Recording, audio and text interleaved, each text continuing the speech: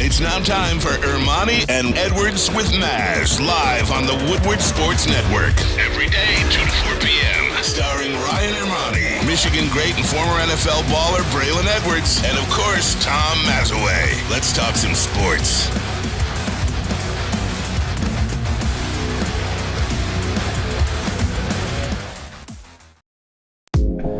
Hey, let's go! Tuesday show, Ermanni and Edwards, Woodward Sports Network, May 2nd, 2023. Ryan Ermanni, Braylon Edwards, good afternoon to you, my friend. You know what? You talk about it all the time, and you actually just said something. This is the happy place. Seriously, this is man. where you come to get the laughs. This is where you come to kind of disappear from the other part of your life. And man, Maz just gave me a laugh before the show started that I truly needed. And then I apparently provided you a laugh that you truly needed. So all I want to say is, guys, I freaking love you guys, man. I swear to God, Tom man. Mazawey, you know, everybody's got stuff, right? Yeah, true. Everybody's got a lot of stuff. Some people have it better than you. Some people have it worse than you. Yeah. But that will always be true. I swear to God, if I don't know if that's politically correct, I love coming to work here.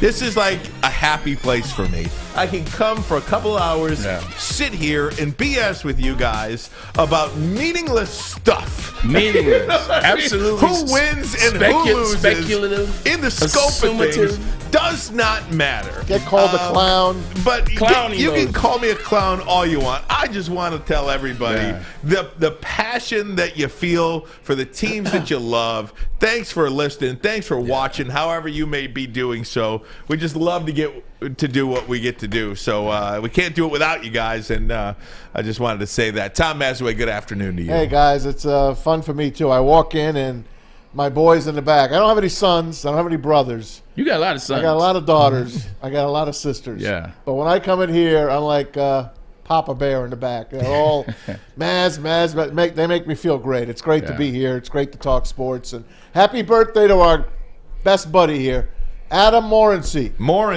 Adam Morency. How old is he, man? He is 48 years old. 32 going on 72. Oh, there you go. That's right. Shout out to Morency. Happy birthday to you. Want to give my guys, Fletch and JB, a little love here as well. Without these guys, we cannot do this either. Big show for you today. One of the guys, I asked Maz to reach out to this guy last week. Really curious what they learned, what they liked, what they didn't like. Dave Beachnau, the executive director from the Detroit Sports Commission, had a contingent in Kansas City looking forward to the NFL draft next year here in Detroit. We're going to talk to him coming up in about 25, 30 minutes from now. Before we do that, can we talk about something else? Can the Red Wings make the playoffs next year? Can the Red Wings make the playoffs?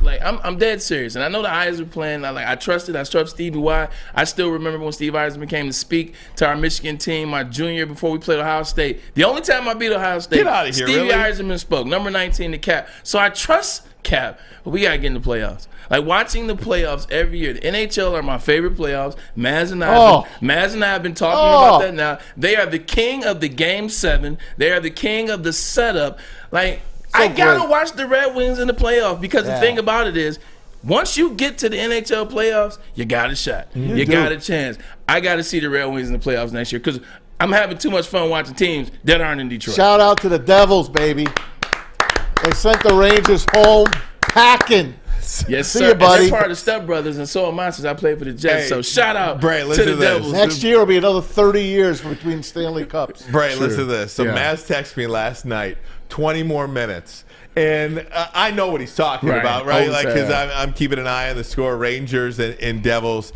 And I say, yeah, man, I know. Just get the next one. Just get the next one within the first 5 minutes, and then you can tie it up and maybe go to overtime and win it. I'm thinking he's rooting for the Rangers. He hates the Rangers. See, Adam was picking mine. He hates the Rangers. He's like, what the hell are you talking about? He's I'm rooting Devils for the and Devils. Islanders. Come on. Thank you. Devils Thank you, and bro. Islanders, man. Thank you. See, me and you are here. Nystrom. You and I, exactly. Bobby Nystrom, exactly. Come on, my Ryan. God. Step Come on, up. Ryan. It's so great. Listen, but I'm happy for your Devils. The one thing my mom gave me when I moved to Michigan from New Jersey in 1993, she gave me Cab fare. She gave me cab fare. She gave me my Devil's lamp, which I have in the basement, It's the Bud Light Devil's Lip. You know, you pull a little. It's like the one that sits in a bar. Yeah. And that my kids use it almost every night when their friends are over or whatever. They pull that thing, lights up in the basement.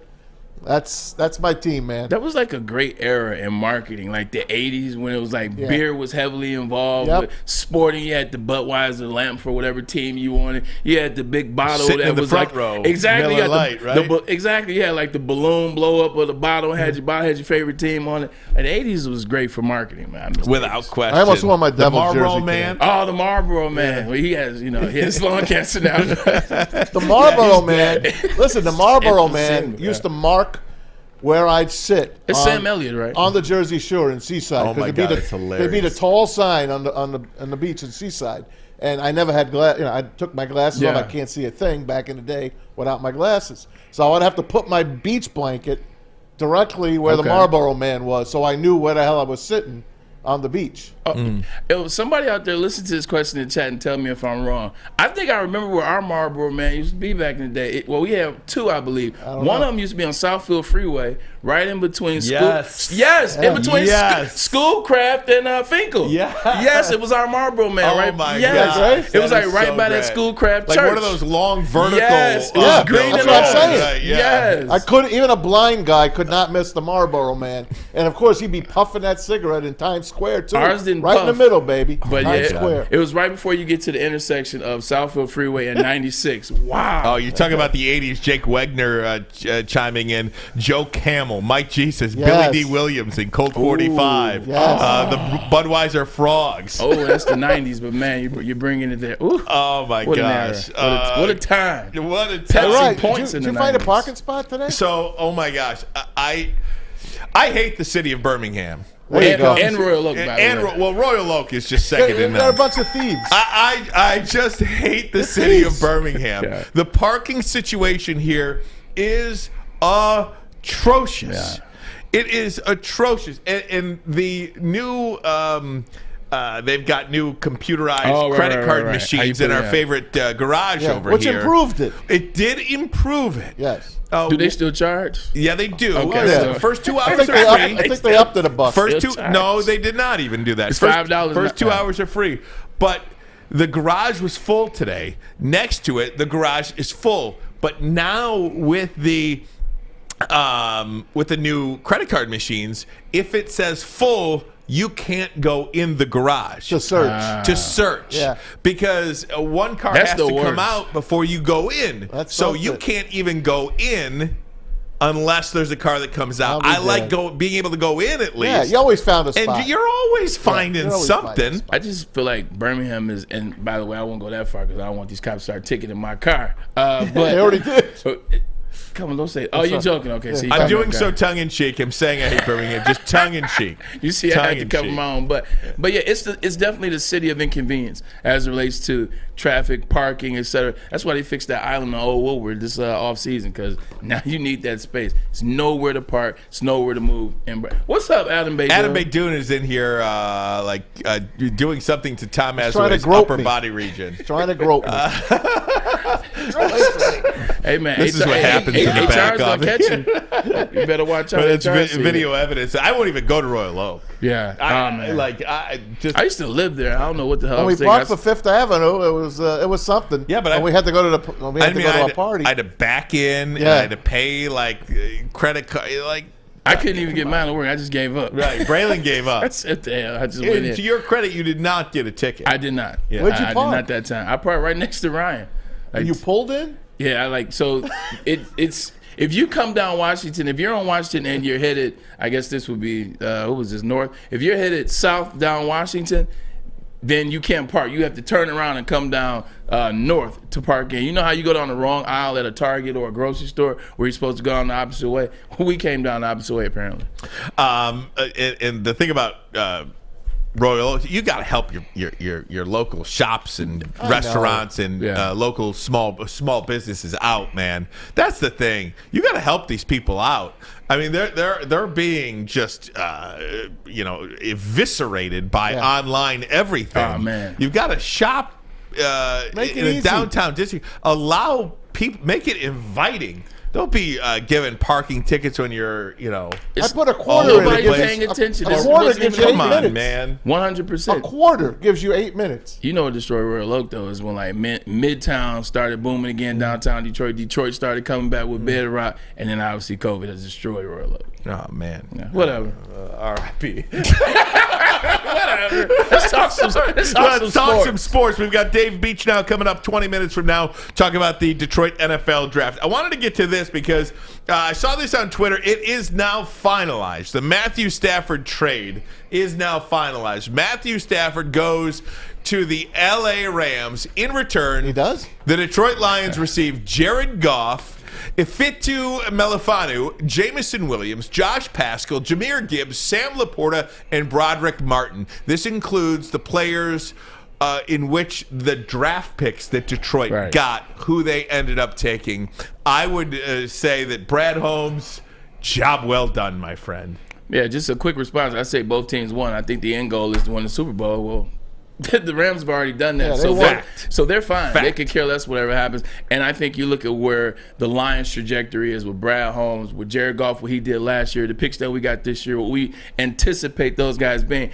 Both people won. Everybody always wants to say, oh, this team won, which means there has to be a loser. I think both teams won. I think the Rams are in trouble moving forward, whereas the Lions are going up moving forward. So both teams won. Okay, let me throw this out. Both teams won. If it was opposite, would you have taken it? Absolutely. They got a Super Bowl, man. I know. Me too. Isn't that the end goal? Yeah. Yes. And what are we talking about here in Detroit? I mean, we're talking about trying to get a playoff win. No, not playoffs. Not to mention this Rams team. I can't wait tomorrow. Well, this Thursday I'll do my top 10. I'm gonna do top 10 NFC teams this year. I'll preview it. Going now, too early. Top 10 NFC teams. Rams will be much better than people think. But if you look at it, they still got Aaron Donald. Aaron Donald didn't play after October of last year. Still got Matthew Stafford. So they're still in a decent position as well. Cooper Kupp. And they got a championship out the deal. But the bottom line is that that trade is really the guideline for all other teams that trade a star quarterback like that. I mean, you look at how long the Green Bay Packers New York Jets trade kind of wound up. Now, Aaron Rodgers a little bit longer in the tooth, and you really weren't sure how long he's going to play, and maybe that held up a case. You talk about Lamar Jackson, why perhaps he didn't even get a trade offer from Baltimore or the like, because nobody's going to give up even that Matthew Stafford trade anymore. You don't get a Stafford trade anymore. I don't think you do. You're not, and you got to look at it this way, and this is why. You look at one success, it worked. You do the trade, the Rams give up this, the Rams receive this, they get Matt Stafford, they go out and win the Super Bowl. It put too much pressure on the deal. So now the deal is like, well, they did this. Matt Stafford won year one. Now the Broncos, they decide to do it. The Denver Broncos decide to do it. They do it with the Seattle Seahawks. It didn't work so well. It didn't look good. So I think you got teams that are looking like, just because it worked for the Los Angeles Rams doesn't mean it's going to work for our franchise. And I think you're right, Ryan. I think that Russell Wilson situation, looking at it, I think it might have damaged this type of situation moving forward forever. Look how close they came to not even getting out of the first round of the playoffs that year. Oh, yeah. When the Tampa Bay Buccaneers could have knocked them off. If it wasn't for that play down the middle, remember how they scored late and Rams get the ball? Absolutely. 2 plays, Cooper Kupp is gone. My God, man, they were that close to not even winning that game. And also, everybody talks about Matt Stafford. We know what that deal doesn't talk about. They picked up OBJ towards the end of the season. They picked up Von Miller towards the end of the season, and both those guys were very instrumental in them winning that championship. Matt Stafford, he did it.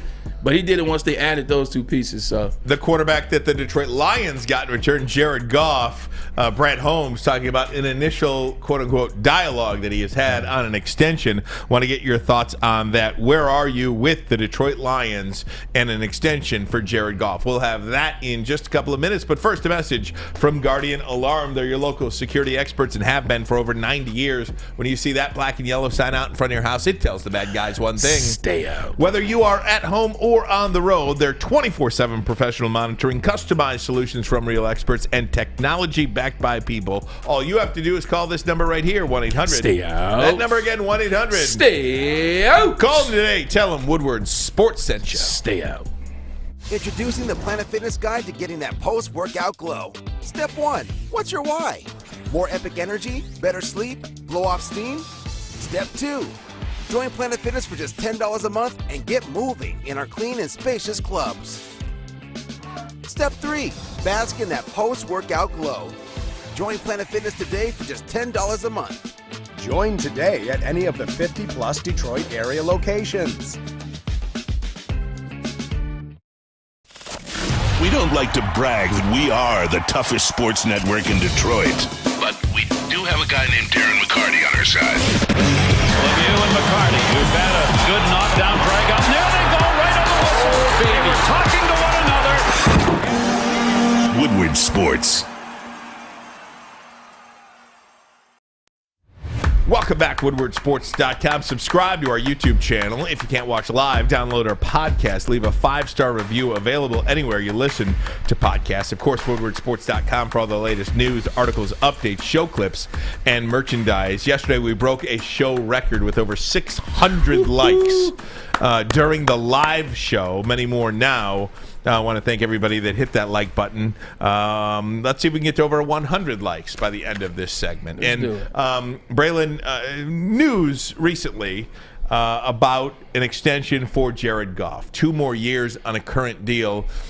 This from Dave Beachnau of the Detroit Free Press. So Brad Holmes' comments on an extension for Jared Goff were made with a bad phone connection. One clarification, Holmes said the Lions have had internal dialogue about the extension. The word internal was not audible to anyone during the interview. So they have not sat down with Jared Goff's representatives and had dialogue, right, or what regular people say is you talk to them.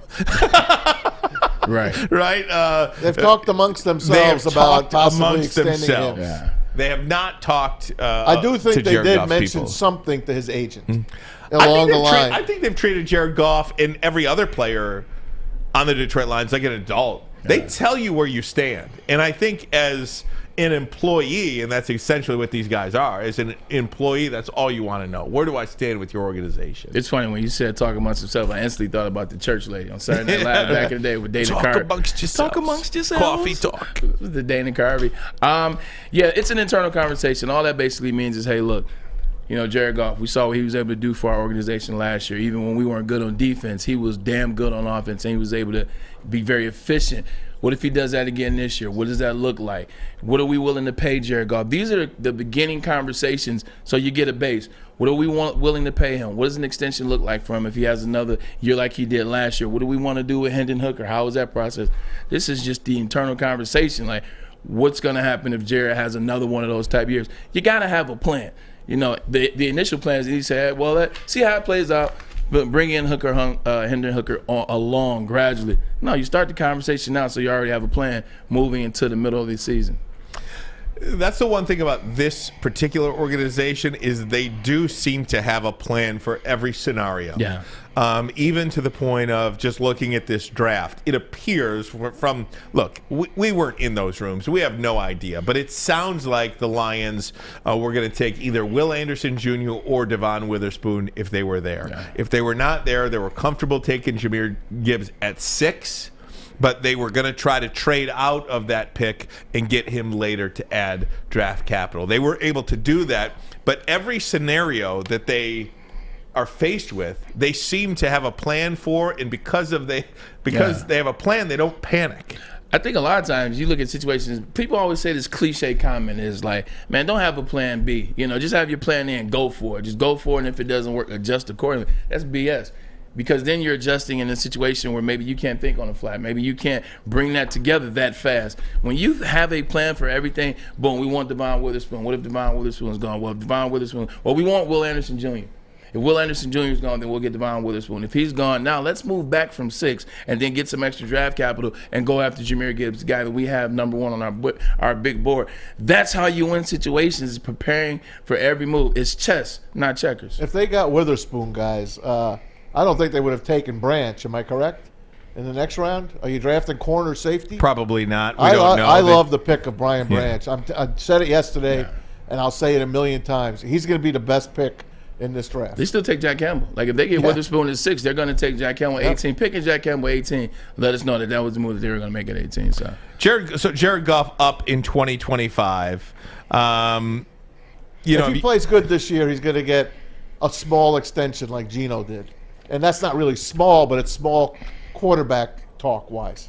Compared to getting one of those massive extensions. He will be able to write his own story. And that's the one thing with Hendon Hooker, too. I mean, yes, you have competition here. If Jared Goff goes out there and wins you a Super Bowl, hell yes, we sign him to a $45 million deal. Or don't. Yeah. And if you believe in this kid behind him. That's just the way the game is played, man.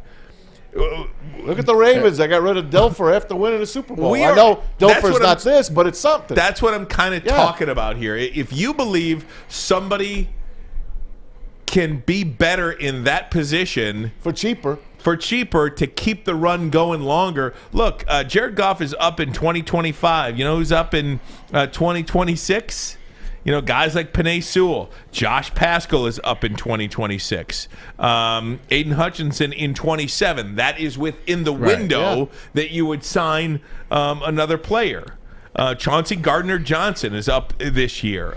You've got Cam Sutton up in 26. I mean, I'm just throwing names out there, but bigger names that are going to command bigger salaries as well. So if you can't keep all these guys together, maybe you do look at Hooker, but they're going to have a plan. Yeah, but at the same time, I think it's so easy to continue to look at Jared Goff as, hey, well, let's look at the future. Well, 2025, we can be in a position we got to pay this person. We can move off Goff, and Hendon Hooker will be along at that time, or maybe another quarterback. No, Jared Goff has shown you that he's the guy. Last year, what Jared Goff did, if you guys had anything that symboled a defense in the first 6 games, you go to the playoffs. Like, you might even, the way the NFC looked in the playoffs last year, you might even win that was their the first 2 rounds. That was their year. You win the first round on wild card. You win the second one. What would we be saying about Jared Goff if that would have happened last year? Exactly. Yeah. So if we know that was the case last year, if he does the same thing this year, which we expect, and actually even better because of how they're going to start the season in terms of minus Jamison Williams. They don't have DJ Chark to start the season. If he does that again, what are we talking about? What's the conversation? What is that hesitation to pay?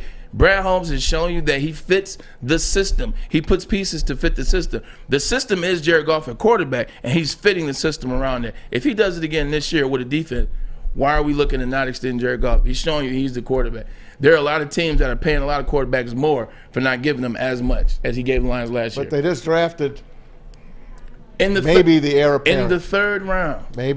In the 3rd round. This is a quarterback that could have had first-round potentials if he didn't get injured. We know that. But the fact remains, you drafted him in the 3rd. He's coming along through a rehab injury right now. Jared Goff is the guy that we're watching. And again, this is a perfect scenario, too, for the Detroit Lions. It almost feels like a little bit of a free square with Hendon Hooker there anyway, because either Jared Goff is going to perform to the capabilities that many people, especially in our chat, think he can perform to. He'll lead them to playoff wins, heaven forbid a Super Bowl, maybe get an extension. If he doesn't, you've got a guy there that you hope will develop. I don't know why there's any reason out there to think that this guy won't be a really, really, really good NFL quarterback. He's going to either do that for you or he's going to do that for somebody else. And maybe you can trade that player at some point for big-time draft capital. We'll see where that goes. But it's a win-win situation for the Detroit Lions to have Hendon Hooker. He's either going to play for you or he's going to give you some sort of additional draft capital because you can move on from him if, in fact, Jared Goff signs an extension. And then, Ron, I think we get too far-sighted. I think everybody's talking about 2025. What happens after this year? The extension in 2024. What's going to be the case?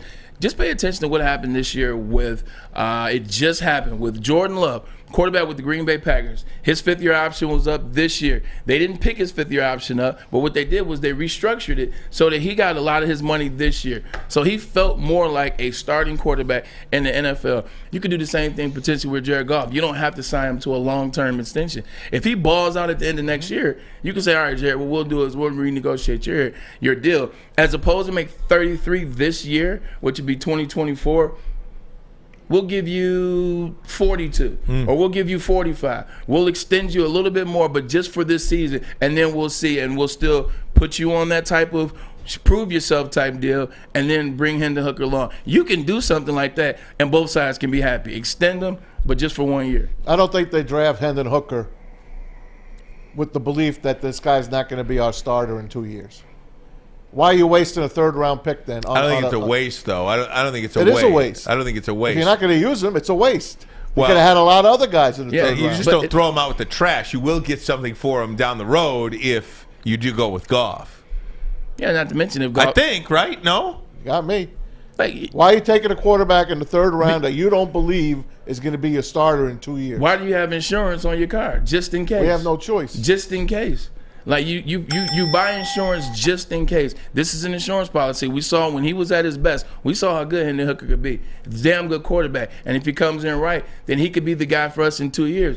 Jared Goff can be the guy. Yes, he can. 100%, but Yes. you got him in the third round. You got potentially your future quarterback in the third round. You have 2 years to wait and see what I happens. agree. Yeah. And what did we say about Goff, though, technically too? a year. We said this about Goff. It's kind of the same thing as Stafford. Goff needs everything around him to be, I don't want to say perfect, but In line. very good. Yeah. Very good for Jared Goff to win. You know, if Jared Goff is up in 25, he's going to get longer than a 2-year term, right? He's going to be rich, and he's going to get a contract either from the Lions or somebody else. Right, but what I'm saying is he's going to be a longer term than 2 years. You got to look at everybody that's up within that 2-year window. I mean, Goff is up in 25. So is Taylor Decker's up in 25. Amon-Ra is up in 25. Panay is up in 26. Pascal is up in 26. We don't know about him yet, but maybe he's a key player on the defense. We don't know. High round pick. And then, of course, Ragnow and Hutchinson in 27. But you're talking Decker, Panay, and Ragnow. That is your offensive line. You want to keep going or not? You know, I mean, that's pretty important stuff there. That's why the offensive line was definitely a point that people were talking about with that 18 pick, or even if they wanted to take Peter Skoronski at 6, or they wanted to make a move like that because of what's going on with Taylor Decker moving forward in the future. His contract is going to be up again, and I think you want to move on from Taylor Decker. That's why this would have been good to have an offensive lineman in this, or that's why I entertain the concept of having an offensive line in this draft. Maz is not wrong, fellas. Pros have told him so on the show. Let the Hooker situation play out. There you go. I wanted to just lift your spirits a little bit. Just lift your spirits a little bit. Guys, NFL draft in Detroit. What did they like? What didn't they like in Kansas City this time around? Over 300,000 people on hand for the first round, day one of the NFL draft in Kansas City. What will it look like next year here in Detroit? We'll talk to Dave Beachnau next, Executive Director from the Detroit Sports Commission. We'll do it, but first a message from Big Boy. All right, guys. Strawberry Fest is back at Big Boy. Try their classic breakfast items like the strawberry hot cakes or the mouth-watering red velvet waffles. If you're not in a breakfast mood, lunch, dinner, snacks, they got you covered. Start it off with the strawberry bacon chicken wrap, or cool it off with a nice summer salad, the refreshing summer splash salad, and those desserts are to die for. How about that berry delicious classic strawberry pie? That's right.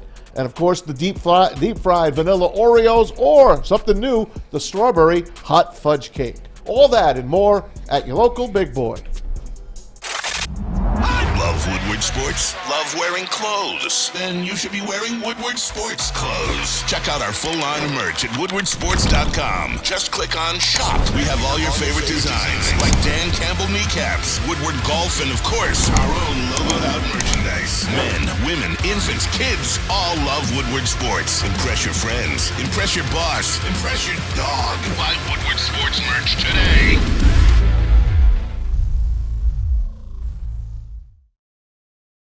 The sports marketing agency would not be who we are without great community partners like Higuera Health and Carol Zuniga. It's an awesome opportunity to partner with your organization. Higuera Health is a comprehensive behavioral health organization. We serve children through older adults with mental health, substance use, and developmental disabilities across Western Wayne counties, and really excited to now be in downriver communities as well. Give us a call at 734-458-4601. Woodward Avenue, the first paved road in America. Woodward Sports, the first sports network born in Detroit and made for Detroit. Hey, welcome back. WoodwardSports.com, YouTube. Maybe you're watching on your couch, at home, on your phone, on your computer at work. However you are consuming Woodward Sports, we appreciate you. Thanks for doing so. Keith said, y'all are reaching on this future stuff. And I understand what you're saying, but I think there was some confusion earlier when Brad Holmes was talking about we've had internal dialogue with Jared Goff. The word internal was on a bad cell phone connection, and people just heard we've had dialogue with Jared Goff on an extension. That's a pretty darn big word to miss. He must have did the same thing for us when you were explaining. He must have missed that part. Yeah, but that's why we're talking about it today, guys. I mean, it was brought up by the general manager of this team, and we're all just trying to figure out here what the next step is with Hendon Hooker, with Jared Goff, with the extension. So we were talking about it. Good? Oh, good. Great. That's the chat for you. Okay. He'll be back. You're never going to be right. He'll be back. We'll be reaching with something else for a second. Absolutely. Guys, we'll track down Dave Beachnau momentarily. We're trying to get him on the line to talk about this NFL draft. In the meantime, earlier today, Neil Rule asked the question, and I thought it was a pretty interesting question. And it is do we have the audio? We don't know. No problem. I'll just say it. He asked the question, is Jake Moody, the kicker from Michigan who went to the 49ers, Ray, a better selection than Hendon Hooker was for the Lions in the third round? What the hell did you just say? Exactly. Jake Moody or Hendon Hooker. What is the better third-round selection to their team? I'll give you the floor. I think if you want to answer that question, there's a now and there's versus a potential future. Hey, what we think Hendon Hooker could be, if all goes well, if once he rehabs his knee the right way, he comes back, he learns under Ben Johnson, he takes over for Jared Goff, and then he hits the ground running. Let's say he hits the ground running, he takes over, wins a couple playoff series, maybe even gets to a Super Bowl, then it would have been of success. But if Jake Moody has a type of career like Jason Hanson, number 4, which jersey number should be retired, I mean, you're talking about 21 years out of Washington State he kicked. We knew it always was good. 50 and in. You knew Jason Hanson was going to be there for you. That's how Jake Moody is. He's that type of kicker. I don't think he'll ever play for another franchise than the 49ers. And that's great weather to kick in. So if you're talking about a situation like that, I mean, Hendon Hooker looks better now. But you're looking like the type of career of a Jason Hanson.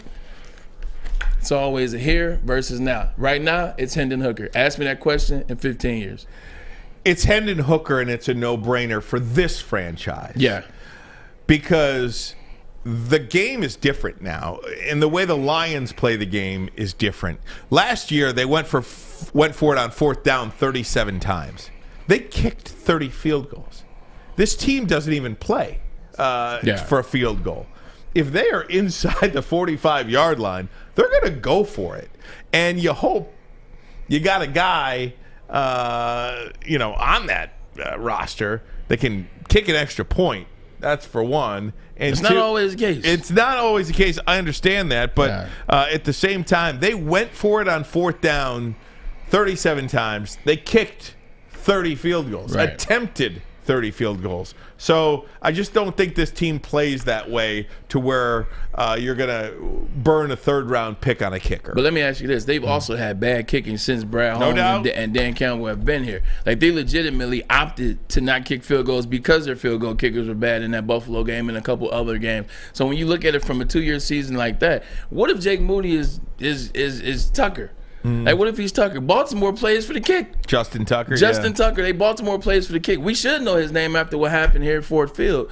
So I'm just looking at it like the long term, what could be. That's what I say, ask me in 15 years. Right now, I agree with you. It's a no-brainer. It's Hendon Hooker. He should have been a first-round pick if he doesn't tear his ACL, and maybe a Heisman Trophy winner. It's an interesting discussion, that's for sure. It is a fun discussion because I do love Jake Moody. I think that guy is as money as they come. It's rare that you see a player with ice in his veins, and he did it so many times in college. coach for the University of Michigan. And Mindset's different. Yeah, it is a closer's mentality that you have to have. You just come in, you're dead inside, and you kick the ball through those uprights. And also, too, it's a coaching strategy. Like, when I know, as soon as I get to the 35 and then I'm good. Like, I know as soon as I get to the 33, you now start to call plays a little bit differently so that you know as long as I get to the 33, as long as I get to the 30, I'm going to at least leave here with 3 points. So, yeah, 100%. I understand. And if you go back to the playoffs last year, just look at the Super Bowl, right?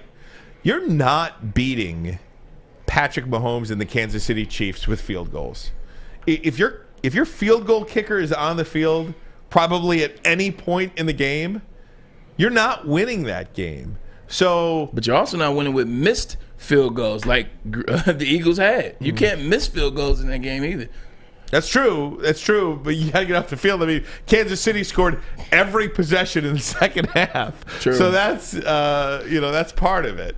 Shoot, if Jared Goff was his quarterback, then it won't matter anyway. It'd be J-Mo and Gibbs. It'd be 1-1 out there. Maybe they both wear 1. Maybe somebody wears 1A, 1B. Exactly. Guys, let me get a break in. Right here. More coming up. But first, a message from Custom Health Centers. Are you feeling tired, depressed, unmotivated, low sex drive perhaps, muscle loss, or belly fat? Yeah, Tom's going to make that call. Effective testosterone optimization therapy is a safe and effective way to restore your vitality, confidence, and performance, and reduce heart disease. Visit CustomHealthCenters.com today. That's CustomHealthCenters.com today. Or you can give them a call right now, 877-965-0910. Tell them Woodward Sports sent you.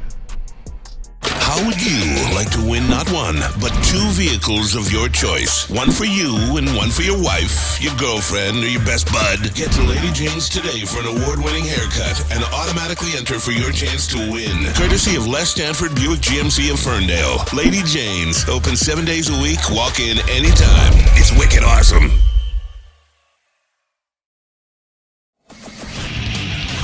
Get a shot up. This is for the win. All of Detroit's sports teams live on Woodward. All of Detroit's sports coverage lives on Woodward Sports. Driving the best in Detroit sports coverage. Hey, welcome back, WoodwardSports.com. Having a little fun here. Want to thank Adam Morency. It is his birthday today. He grabbed us some waters from working on his birthday. I'm telling you. Subscribe to our YouTube channel. Coming up on 43,000 subscribers on our YouTube channel. Hell yes, baby. It was like 18. It was like 17,000 when we started. It was like 13,000. Maybe it was perhaps, like 13. Yeah, it was. Pretty good stuff. Hey guys, very excited for our next guest. His name is Dave Beachnau. He's joined us before. He's the executive director of the Detroit Sports Commission. You can follow them on Twitter at Det Sports. And of course, to learn more about the draft and volunteer, if you want to volunteer for the draft, go to visitdetroit.com. Want to bring in Dave Beachnau. Dave, thanks so much for the time, my friend. How are you? Great. Thanks for having me. I'm doing terrific. Appreciate Absolutely. it. Hey, Dave, talk to me about it. We're so excited about the NFL draft. I mean, when you see the visuals of Kansas City or Nashville or Chicago or Philadelphia or anywhere else the draft is held, it just looks like a massive undertaking, a massive party. What did your group find when you went to Kansas City? What did you learn about the way Kansas City did it or any of the other previous drafts? What did you like that maybe you've learned that you'll bring here to Detroit? Yeah, well, I think the most important point is the draft footprint here in Detroit or any other host city is much different from one to the next. So I think, as we look at Kansas City and the best practices that they employed, we're going to take those and bring them to Detroit and make them uniquely Detroit. I think if you saw the broadcast, obviously there were masses of people, which were great. And I think for us, having attended the past two, they were both uniquely different than Detroit. When you look at the footprint in Kansas City to Las Vegas and even Cleveland, although they were just coming out of the pandemic. And so I think, as we walk away, it's how can we make this uniquely Detroit? And that's our plan moving forward. Yeah, I love that plan moving forward. Dave, what does Detroit need to do to get ready for the 2024 draft? Like, what are we doing? What are we implementing? What are we potentially building to make Detroit exactly ready or up to the standards that we wanted for 2024? Yeah, we're in discussions right now with the NFL to finalize the footprint of where the draft main stage will be held, where some of the other events will take place. And for us, it's providing that footprint, and it's a canvas, really. The NFL brings their show to town. We're here to support it and get the city ready in advance of 2024. And it's from, our focus is really on the fan experience and what will that look like when, those NFL fans come to town, so that they walk away telling friends and family what a great experience they had, so that they'll come for a return visit. So our focus will be there. It will be around, volunteers. We'll need an army of volunteers to help extend, the Detroit brand and the NFL brand from that perspective.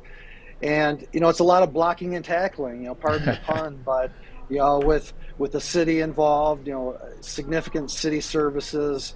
Of course, the Detroit Lions are a part of this, and we're developing a committee, and we're completely deployed, and we'll have regular conversations with the NFL moving forward and trying to put the puzzle pieces together as we prepare for next April.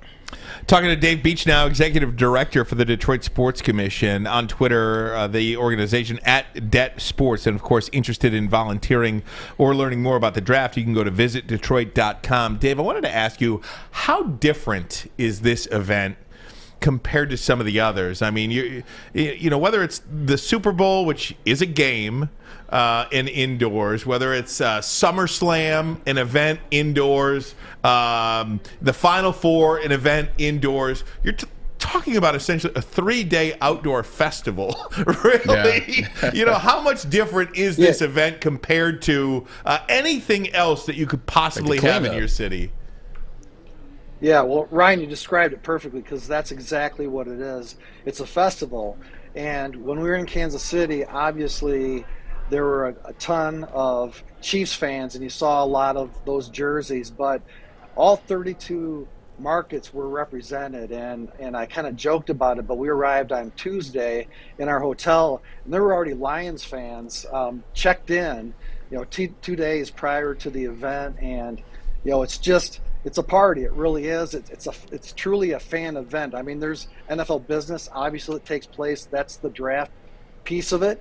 But they're here to have a good time, to enjoy themselves, and that's really what it's all about. And the fact that it will likely be free and open to the public, where an indoor event like the Super Bowl, there are only 70,000 tickets to go around, and so that's very restricted access. So I think that's one of the most unique things about this event is the public access. Dave, this isn't a question. This is fun. I've been watching these drafts in these different cities for the last couple of years or so. Everybody has something unique to them. I saw a couple of years ago they had the largest step down ever. I'm glad all those people made it down those steps. You got a type of barbecue rib themes. I saw Tennessee had Nashville, had a great theme too around music. This is the Motor City. We got to take these players up to the stage in ramps. You get cars. You get every team has a car, and once they call their name, get them in the car, and they drive up the ramp to the Commissioner Roger Goodell. What are we talking about? Braylon is offering his services for free to you. For free. I was going to say, Braylon, we've got a committee for you. That's what I'm talking about, man. I give you my number, Dave. Let me in, man. But in all seriousness, those are the types of elements that we're talking about to make it uniquely Detroit. We are the Motor City. We are Motown. And so all of those elements are in play, because when people come to Detroit, they want to feel that they're in the Motor City. Yeah. And so, as we look ahead, those are some of the concepts and plans that we're looking at. Dave, I want to take it one step further than Braylon. I don't want regular cars. I want helmet cars from back in the 60s. I want the helmet car on wheels. That's what I want. We're trying to show off the innovation skills, man. We got to be innovative. Yeah. All right. Okay. I hear you, Tom. Hey, Dave, tell them that means no. That means no.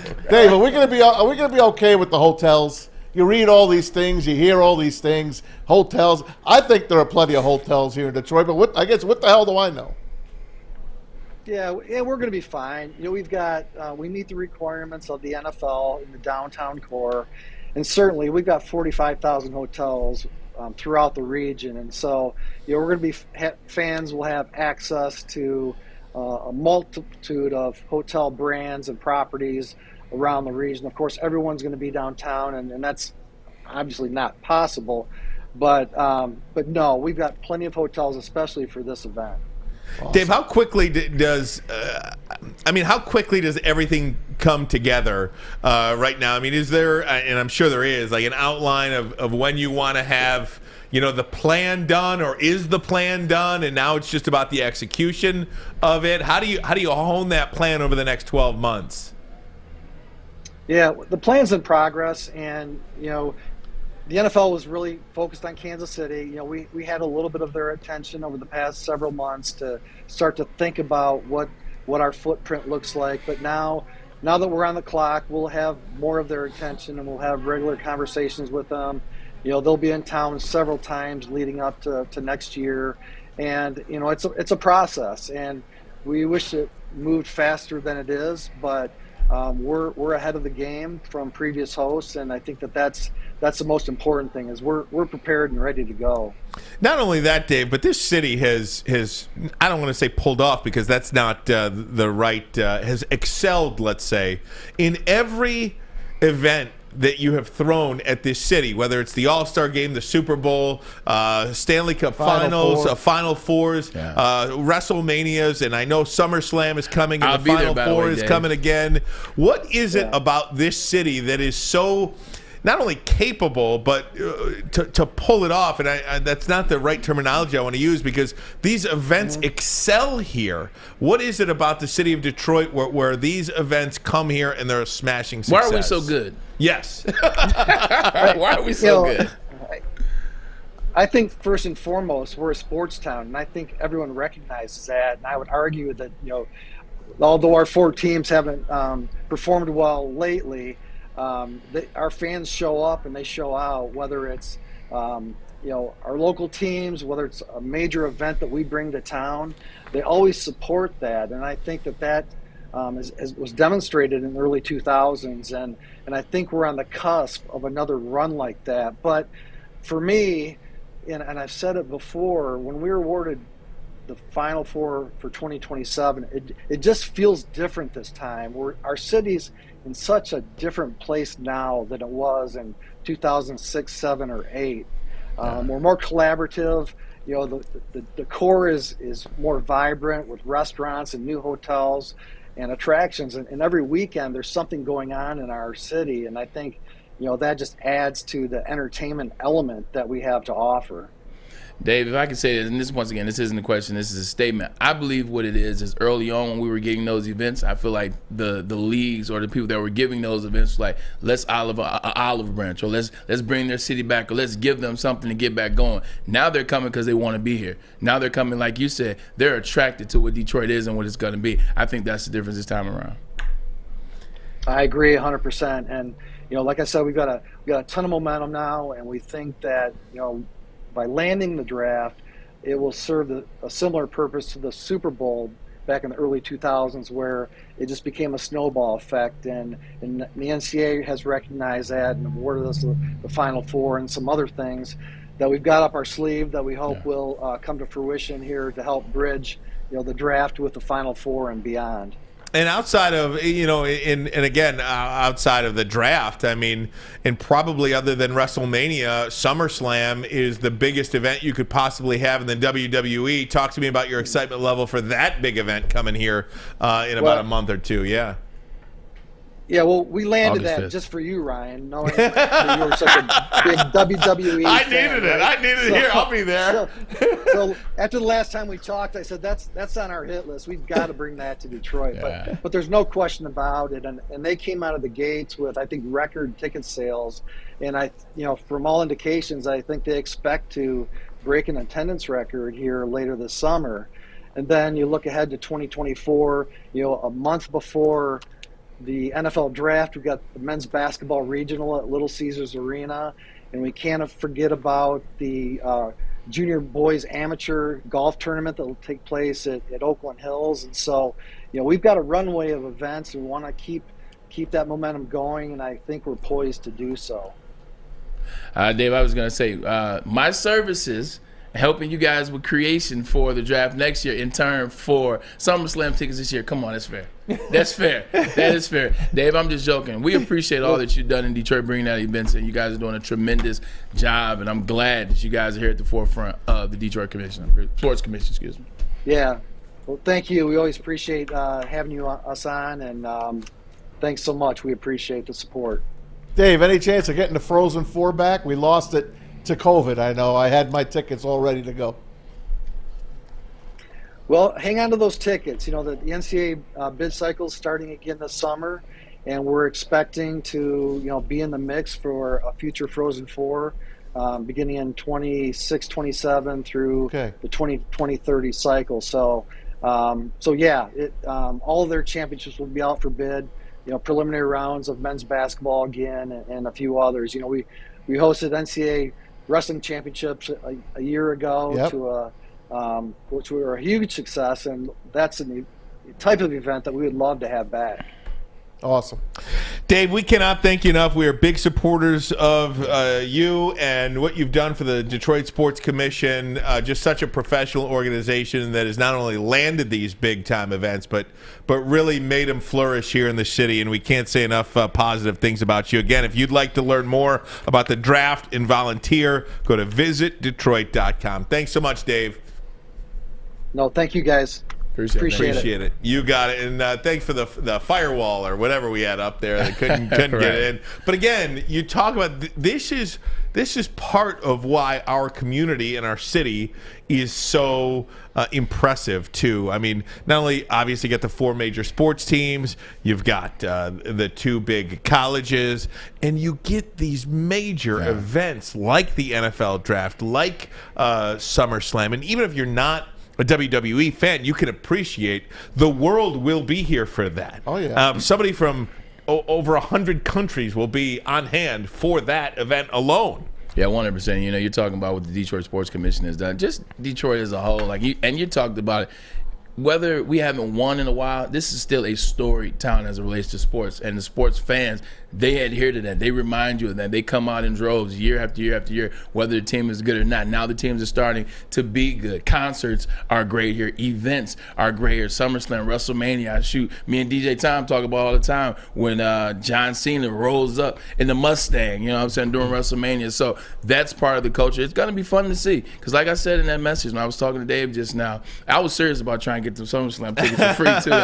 No, but just the first time around, I feel like it was people feeling like they were doing Detroit is solid. Hey, let's put the Final Four here. We probably get a little more bang for our buck. Detroit is solid. Let's do a Super Bowl here. Well, they did get Ford Field. We owe them at least that. Now they want to be a part of the city. It's attractive. You go downtown, you talk about the Hudson Project. You look at the companies that are coming here, whether it's Google, Amazon, I can't think and of everywhere and everywhere else. Yeah. Detroit is coming back, and people want to be a part of it. Hey, they're still gonna pee all over us, the media. They always do. They're gonna come here and complain. Why are we here in Detroit? Why are we here in Detroit? Look at this place. I mean, I hope we don't get this crap. I don't know. You focus on that. I know you do. I'm not focusing on it. I'm just bringing it up. You in general. Not you. I apologize. Not you. I'm saying you in general. But that's where the volunteers come in. You talk about the volunteers. You say, hey, you gave the site or the number if you want to volunteer. Make our city look right. Like, make our city look popping. Like, help out. Everybody plays a part in that. That's the fans. That's the people that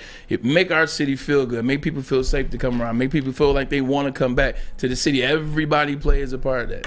I hope we get a Winter Classic back too. When they had it at Comerica, the Red Wings, and then they had it at the Big House. Outside, the Big House. That's fun too. I hope we get that back. What was it? The Blackhawks and the Wings, was it? It was the Wings, and I think it was the Hawks. Hawks and Rangers won it. And that's part. I didn't mean to jump on you because I know what you were talking about. I didn't mean to jump on you because I know what you were talking about. Yeah. We get a bad rep no matter what. Well, and the thing is, we focus on the negative. Yeah. Like, even us, we'll sit here. You got a million people a million comments in the chat, and the one guy that calls us out, that's the one we read. Correct. You know what I mean? So that's true. you can have a million positive articles about the city of Detroit and what it does, but the one we'll read and the one that will make news is the one that said, Detroit sucks. Detroit sucks. The weather sucked. It should never be here. Well, the weather does suck. You know. Well, usually there are more negative comments than positive ones to focus on. But hey, you know what? In a year, in less than 12 months, we get a chance to write that shit. When we get a chance to start a new narrative about what Detroit is, and you're talking about coming off a season that we expect to be a damn good one for the Detroit Lions. Hell yeah! It can be new uniforms too. New uniform. Psych. Maz, by the way, what happened? The NFL draft party was last Thursday. What happened with your bowling league? What happened? We wound up finishing in second. Did you get any money for that? Yeah, I really don't know how much we made yet. I'll get it next week. Okay. This week, probably. Oh, is that much? Yeah. You make good money. The first 5 teams get paid really well. Really? Yeah.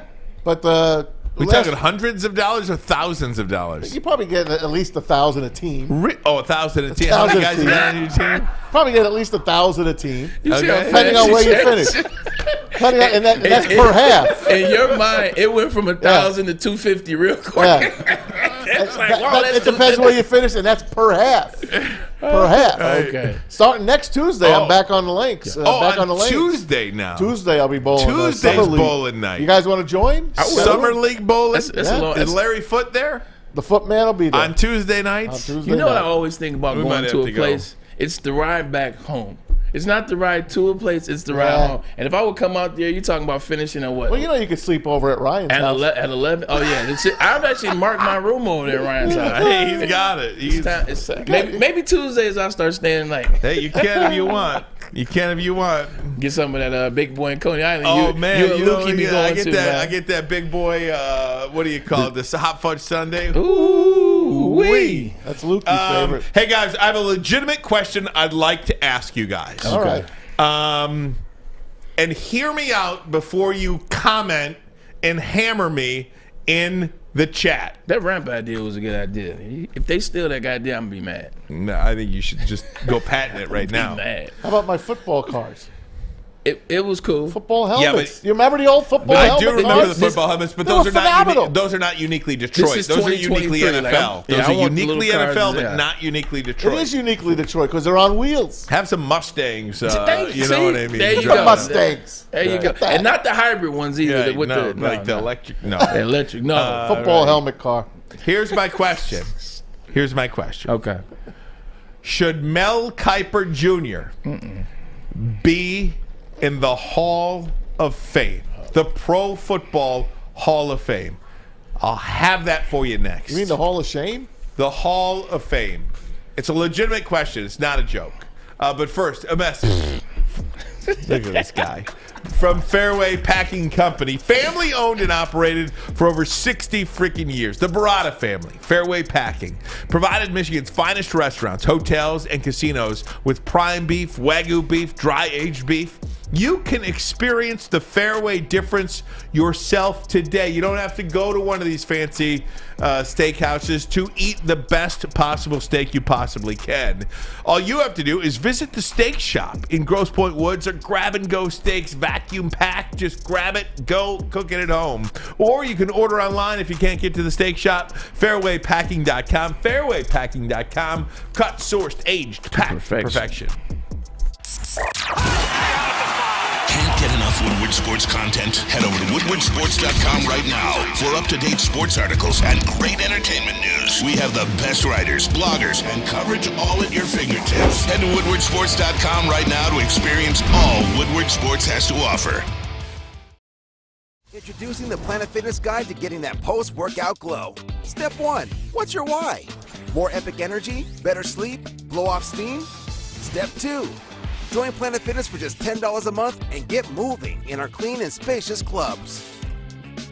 Step 3. Bask in that post-workout glow. Join Planet Fitness today for just $10 a month. Join today at any of the 50-plus Detroit area locations.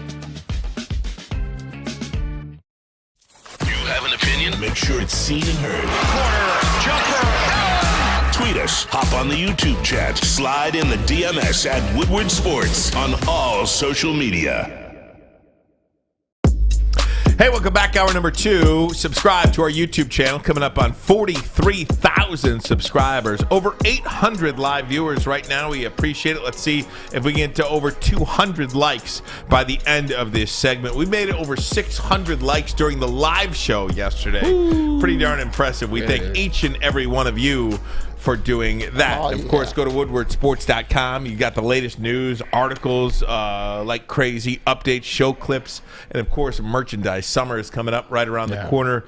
You can get all of your golf gear, your short sleeve polos, whatever the case may be. Pretty darn good. Derwin Chambers, watching you guys is my happy place. Derwin, thank you so much in the YouTube chat.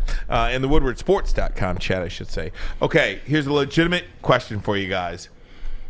Should Mel Kiper be in the Pro Football Hall of Fame? And it's a legitimate question for you. And here's the reason I say that. Put it up, Fletch. More than 54 million people watch the NFL draft. More than 300,000 fans on hand in Kansas City. This draft has turned into a Super Bowl-like atmosphere for so many people. I believe, and I know some disagree with me, maybe the Final Four or what have you, but I believe the NFL draft is the second biggest sporting event this country has to offer behind only the Super Bowl. And I really mean that. I really believe that. And the guy who did it first, 40 years ago, was Mel Kiper. His contribution to the pro football game, to the NFL game, is every bit as much, to me, as a guy like Steve Sable or Ed Sable, the co-founders of NFL Films, who are currently in the Hall of Fame. Bill Nunn, who is a sports writer, in the Hall of Fame. Most other people are coaches or, non-players, coaches, scouts, general managers affiliated with a particular organization. But Bill Nunn, sports writer, and then, of course, the Ed and Steve Sable, the co-founders of NFL Films, they are in there. I think, again, Mel Kiper has had every bit the impact on this game that Sable, Ed, and Steve had with NFL Films.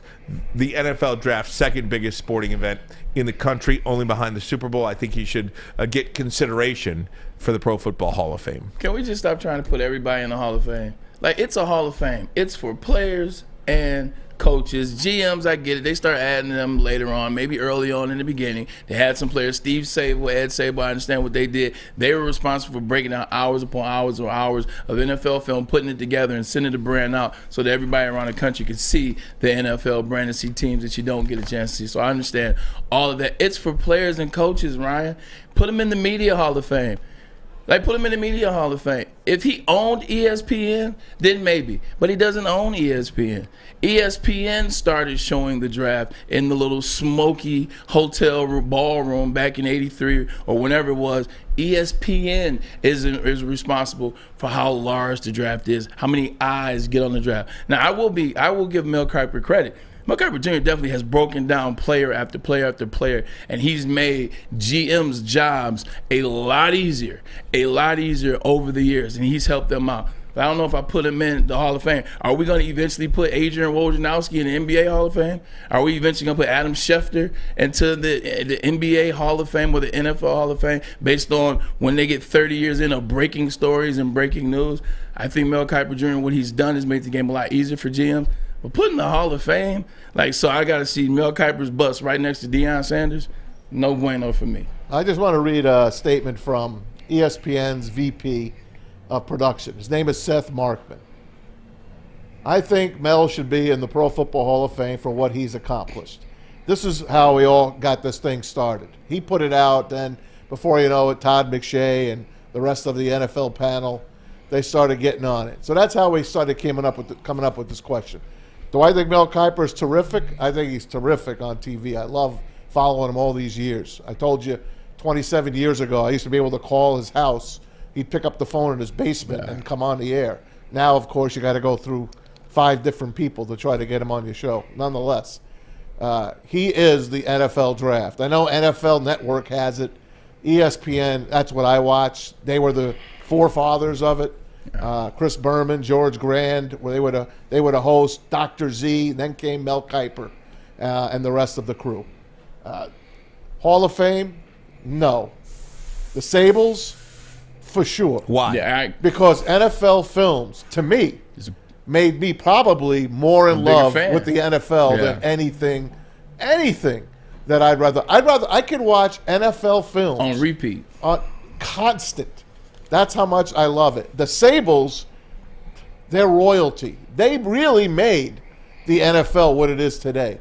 Mel Kiper, terrific broadcaster. Like Vin Scully is in the Baseball Hall of Fame. The Ford Frick, Ernie Harwell, Dick Enberg, those guys. They have a wing. Maybe the NFL Hall of Fame, the Football Hall of Fame, comes up with a wing for broadcasters and voices of their great game.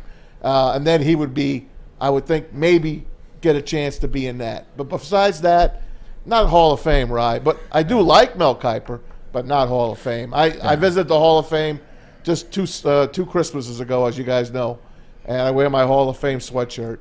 It's just an honor. I think I have on my phone 75 pictures of just the busts, John Madden, all of that. I'm an idiot, but I'm there to see. But NFL Films plays a large role into that. You're talking. I'm there to see those guys. 100%. When I was at Michigan, like the 4 channels I watched were Cartoon Network, BET, ESPN, and ESPN Classic, and that's because I was watching NFL Films on ESPN Classic. Love watching NFL Films, but I don't want to take it away from what Mel Kiper Jr. means to the NFL draft, what he means to the NFL. Because part of the process of getting drafted on 2005, I was excited to go back and see Mel Kiper's breakdown of Braylon Edwards once I went off the board. I was excited to see what Mel Kiper said before the draft started about me. So having him mention my name and my career and talk his critiques, his good, his bad, was definitely something I waited for, something I was a part of, I wanted to see. So he definitely means a lot to the sport of football, a lot to the NFL. But in terms of being in Canton, I just don't see that he deserves a bust in Canton amongst, a John Madden or a Bill Belichick when it's all said and done, or Lawrence Taylor. I knew it was coming. Lawrence Taylor or Joe Montana. No disrespect. It's tough for me as a player to quantify. He needs his own wing. I hate I hate trying to like. I love NFL Films too, and anytime you try to lift somebody up, it sounds like you're tearing somebody down. But whose bust is Steve Sable and Ed Sable next to? Yeah, I know. But who? I don't know. You don't know. Probably a player or a coach. Yeah, probably a player or a coach. Separate wing. They're probably like in the closet. There's a USFL segment in the section. A section in the Pro Football Hall of Fame.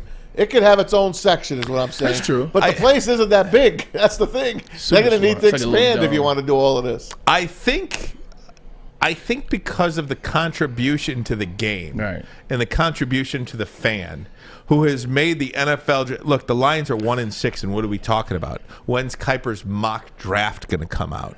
I mean, that's like that is him. He did that. He created that conversation. Can I pose a question to you?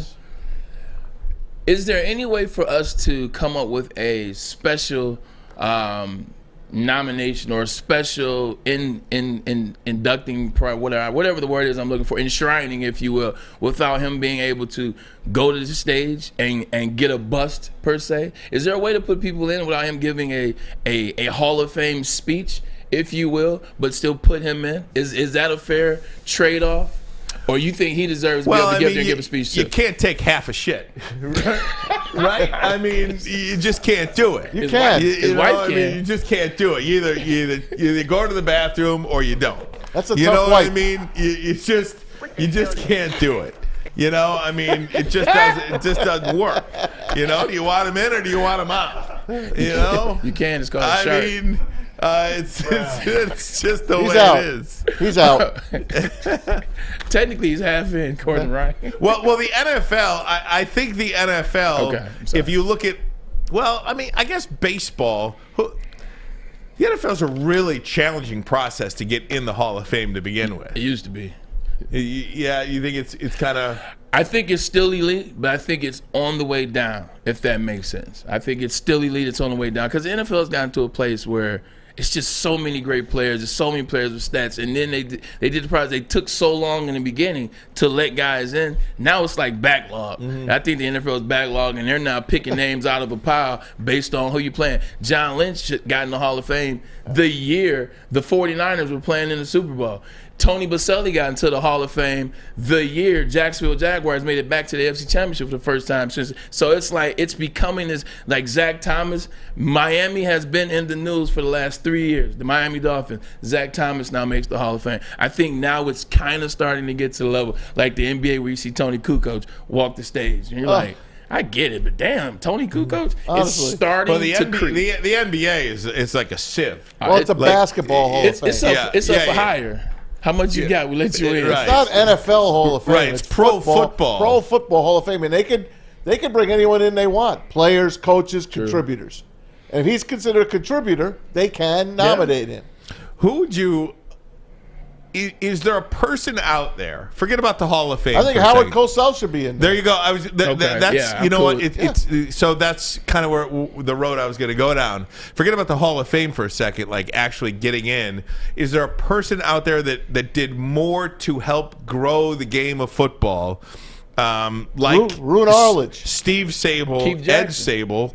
Well, that's more college football, though, right? I think he is in the college football Hall of Fame. First year of Monday Night Football. Oh, yeah, first year. I think he is in the college football Hall of Fame. You want Roone Arledge. He's the guy that invented Monday Night Football. He invented it. That's pretty good. That's pretty good contribution. Was he on TV? He was a producer. He was executive a producer? Yeah. Okay, I got you. And it was his idea? It's his idea. He put it on ABC. No one else wanted it. ABC said, we'll do it. I feel like people like that and Howard Cosell. Yes. You should get some sort of recognition. I think that would be a really great gesture to the NFL and the contributors of the league that has made this league. This NFL, I mean, is the most dominant league in the world. In the world. I know people all say soccer. Soccer, fine. Yeah. Okay, in this, forget about the world. Our country. Yes. It's the most dominant league in our country, and it's not even close. You could take all the fans of the NBA and Major League Baseball and the NHL, or wrap them all up, add them together, and football would still blow them out of the water by 10 times. That's why I'm saying, and that's why I'm saying maybe you can separate the two. Maybe you have, maybe the first night of the Hall of Fame weekend that they do, maybe the first night is, it's the writers or it's people that were influencers, if you will, because we're basically calling Mel Kiper Jr. and Howard Cosell influencers to the sport. Maybe you do like a first night, like a soft open, where not everybody's going to go to that. But you don't put their bust in, you can just put their name in. Exactly. Yeah. And you do that the first night. You don't do it the same day or the morning that you have freaking Tony Gonzalez giving a speech or Deion Sanders. Like, I don't want to go from Deion Sanders or Tony Gonzalez or Orlando Pace to now we got to hear from these guys. Yeah. So I'd rather do it 2 nights. I'm cool with it. Fair enough. Good discussion, gang. Good discussion. Pat Summerall should be in. Absolutely. Agreed. Let's go around the league if we can, and then some college football news too. Not to mention. Big series in the NBA beginning tonight. The Warriors and the Lakers. Who is this series more important to, Steph Curry or LeBron James? All that to get to before the end of show. But first, a message from Cousins Maine Lobster. All right, Woodward Sports, of course, brought to you by Cousin Maine Lobster in Detroit. Check out their food trucks rolling around the city, offering the tastiest lobster rolls, lobster tacos, and more. Go to cousinsmainelobster.com. Click on that QR code. It'll take you right there. Search locations. Find out that at Detroit schedule. Download the app to order ahead and start earning points. cousinsmainelobster.com. Love Woodward Sports? Love wearing clothes? Then you should be wearing Woodward Sports clothes. Check out our full line of merch at woodwardsports.com. Just click on Shop. We have all your favorite designs, like Dan Campbell kneecaps, Woodward Golf, and of course, our own logoed out merchandise. Men, women, infants, kids, all love Woodward Sports. Impress your friends. Impress your boss. Impress your dog. Buy Woodward Sports merch today.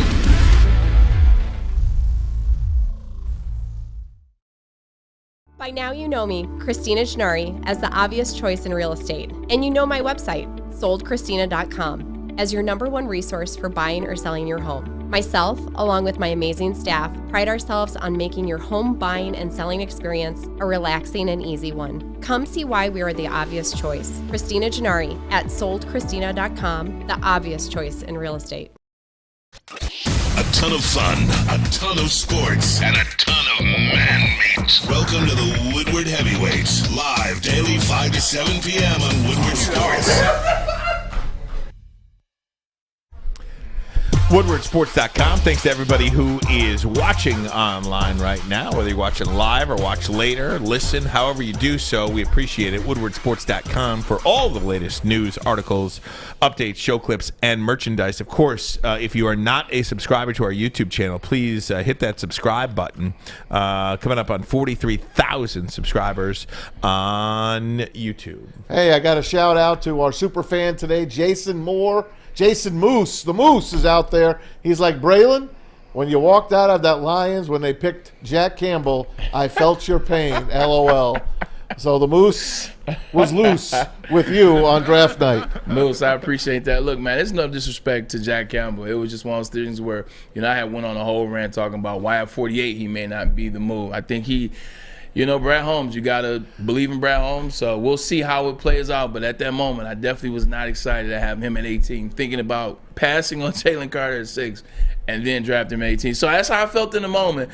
But I had a chance to sit back, and I still don't understand it, but I support it. I support Brad Holmes. Hey, and Stephen Baffy on the chat. That's the best way to say it. I don't understand it, but I support it. Stephen Baffy on the chat. I wanted to tell him that don't sleep yet. We're not talking NBA yet. We're still talking NFL. Then when we talk we'll NBA, save it for the end of the show. You can take your nap when we talk NBA. Tom, let's go around the NFL. Some news and notes regarding that league. You know who's a very happy team about Aaron Rodgers signing with the Jets? The New York Jets. Because take a look at this. They have increased their sales on season tickets and suites by 400% since Aaron Rodgers signed on the dotted line. I saw that you sent that and I laughed. I wanted to quote tweet it, but since it's the Jets, I leave my Jet stuff alone. I was like, and they never mention the owner when they talk about players making money. Look at that, 400%. Do you know how much? And you know how expensive those suckers are? I had one for 2 years. Yeah, I know. That's expensive. Yeah, very expensive. Like 400%.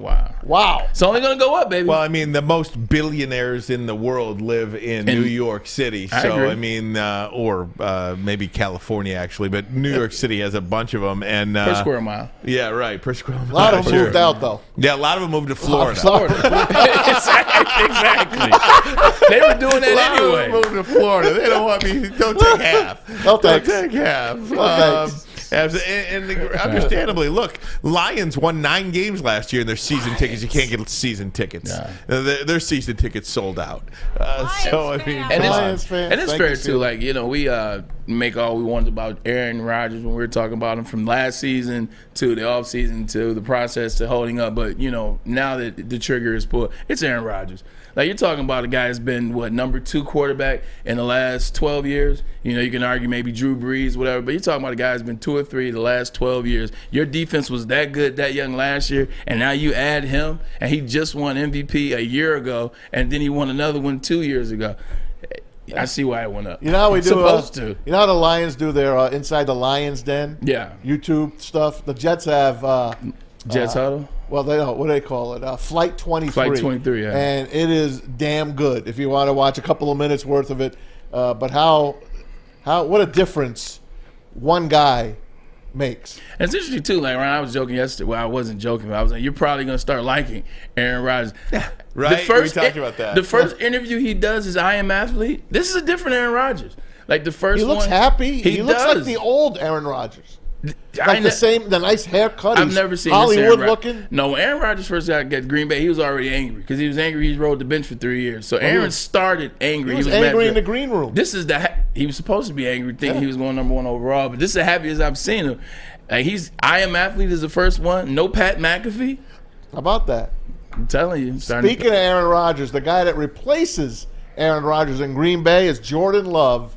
Jordan Love's already got himself a pay raise. They signed him for another year and threw him $22.5 million. Are you kidding me? If you could be anybody in the NFL, you want to be Jordan Love. You You have not played one down of football. Well, loosely speaking, you know what I mean. You've not been the starting quarterback going into a season. And you get $22.5 million. You got the latitude to sit there and grow and watch film and learn and not take the hits and not take the brunt of anything, and you get paid that. And now, if you succeed, you're going to get another payday? But the problem is, if you don't succeed, nobody's going to take another shot on you. Well, that's true. Like, it's definitely over. That's true. Because I haven't heard Green Bay one time yet say that they love Jordan Love. I have not heard those words being ushered. This wasn't a, we feel comfortable in Jordan Love, so we're moving on from Aaron Rodgers. This was a, we're just tired of Aaron. We got to get him out of here, and we'll figure the rest out. So they got a nice team still. No, they do, but it's him. Like, he's the piece that everybody's worried about, and rightfully so. But hey, I mean, I think Green Bay said we wanted to give him a boost so he felt like a starting quarterback and not have him make because I think he was scheduled to make $3 million, $4 million this year. So, they're still saving about $30 million by giving him that $22 million. Well, technically, true, yeah. You know what I mean? Right. Yeah, there's no doubt. Hey, Pro Football Focus put out $40 million. Excuse me, the 33rd team put out their post-draft power rankings. So the 33rd team's post-draft power rankings. Your Detroit Lions sitting at number 7. Wow, that's in the NFL, and that is the third NFC team. So you've got Philadelphia, you've got San Francisco, and then you've got Detroit. Philadelphia and San Francisco, the only two NFC teams ranked above them. Kansas City, Cincinnati, Buffalo still there, top 4. Jacksonville at 6. And then the Lions come in 7. Remember, the Lions beat Jacksonville. Just remember that. Yeah, and remember last year. San Francisco doesn't have a quarterback. And then remember the Seattle Seahawks beat the Detroit Lions. Them at 14, that's far too low. I like what Seattle did in the draft this year. I like what they did last year. They're a damn good team. They got better in this draft. You talk about having an offense that – look at their DBs. Devon Witherspoon, opposite of Tyreek Woolen. And then you go on the offensive side of the ball, you've added Jackson Smith and Jigba to Geno Smith, K9, as well as Tyler Lockett and DK Metcalf.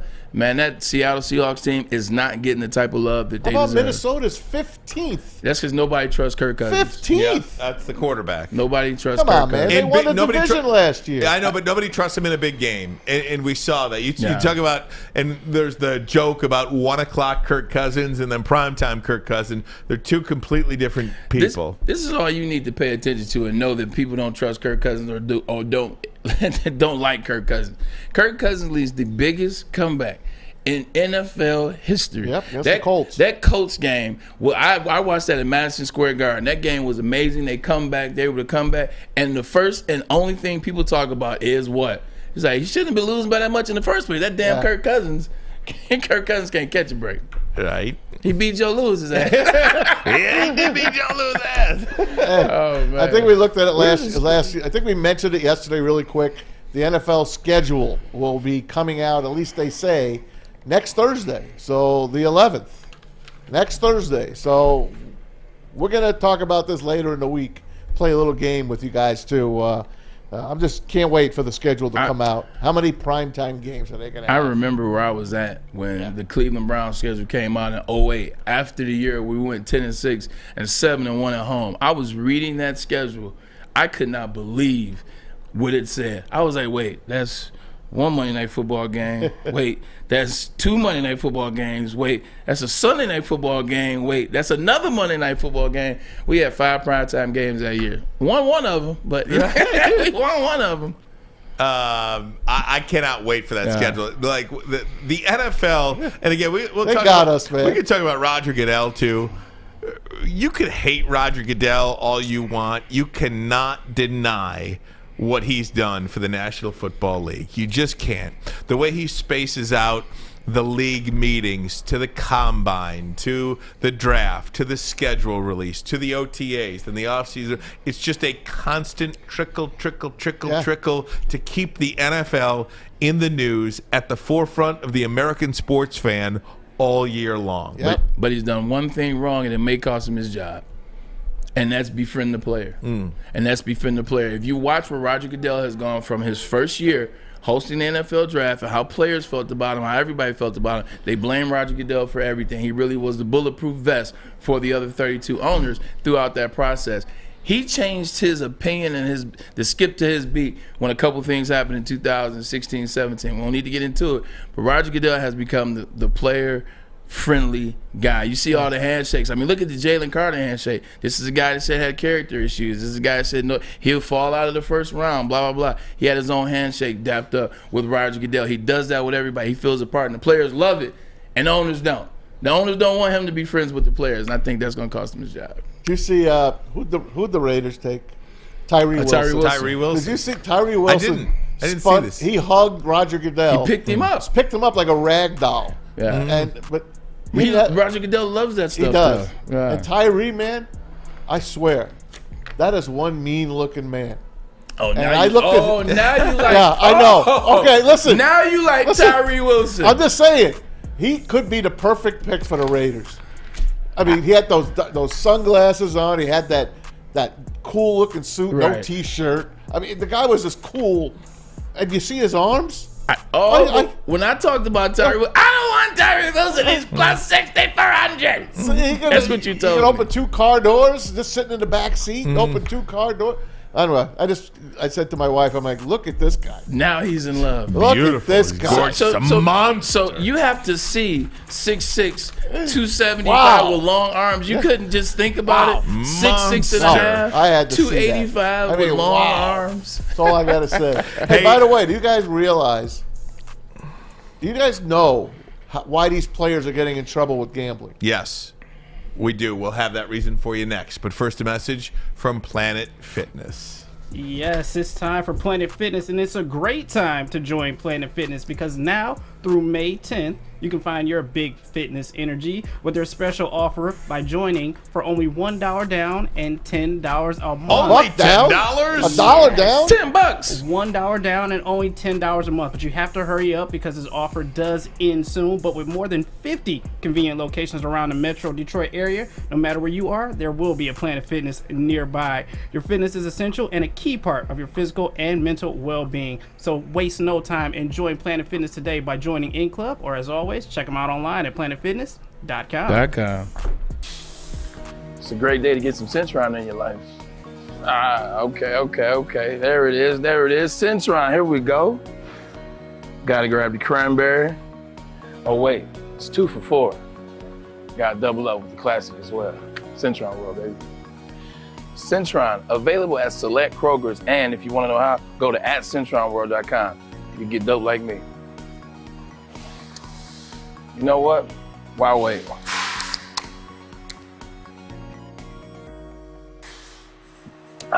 Great taste, guaranteed.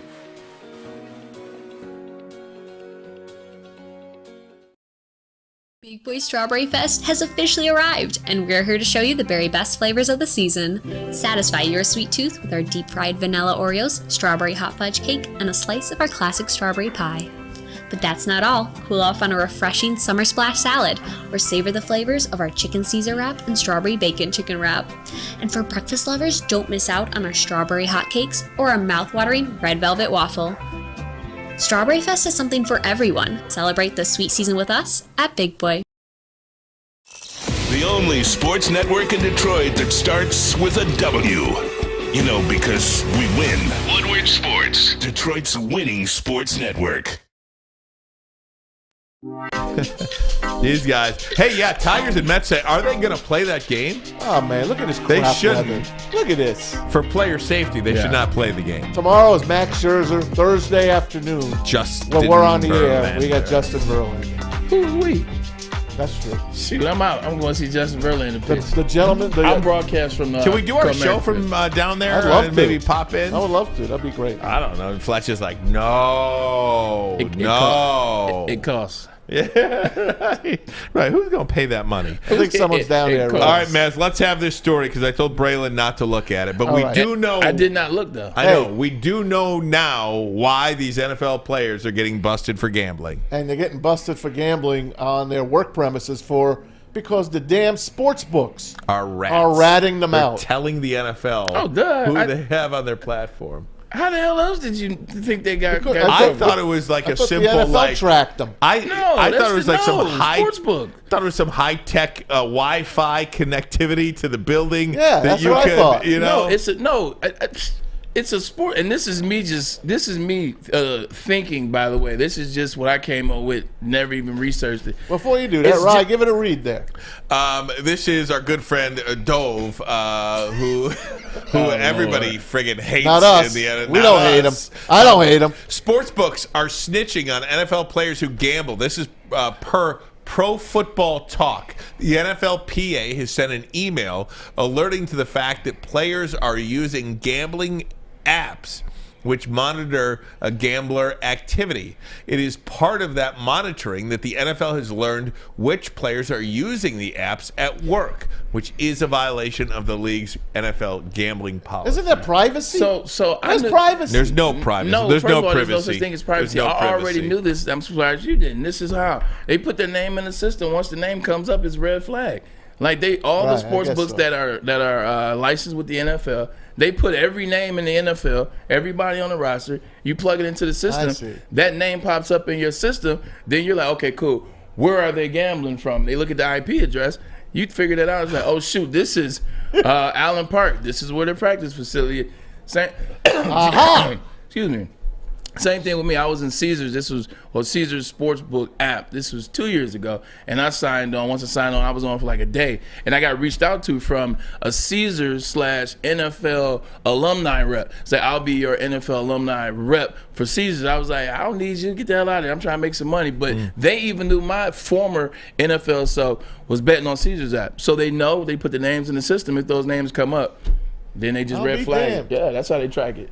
Name comes up. Then they look at your IP address.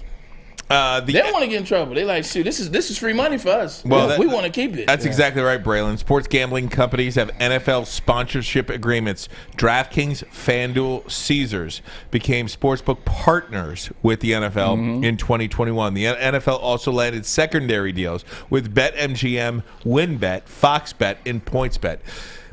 Nothing that Jameson Williams or Calvin Ridley, nothing that they wager on those apps is going to make up for what these NFL deals are with these gaming companies. Yeah. What's going to be the first stadium named after a betting company? There probably will be. Buffalo. There will be. I mean, nah. If I'm cause, well, they are a good team. But would you sponsor a Buffalo stadium?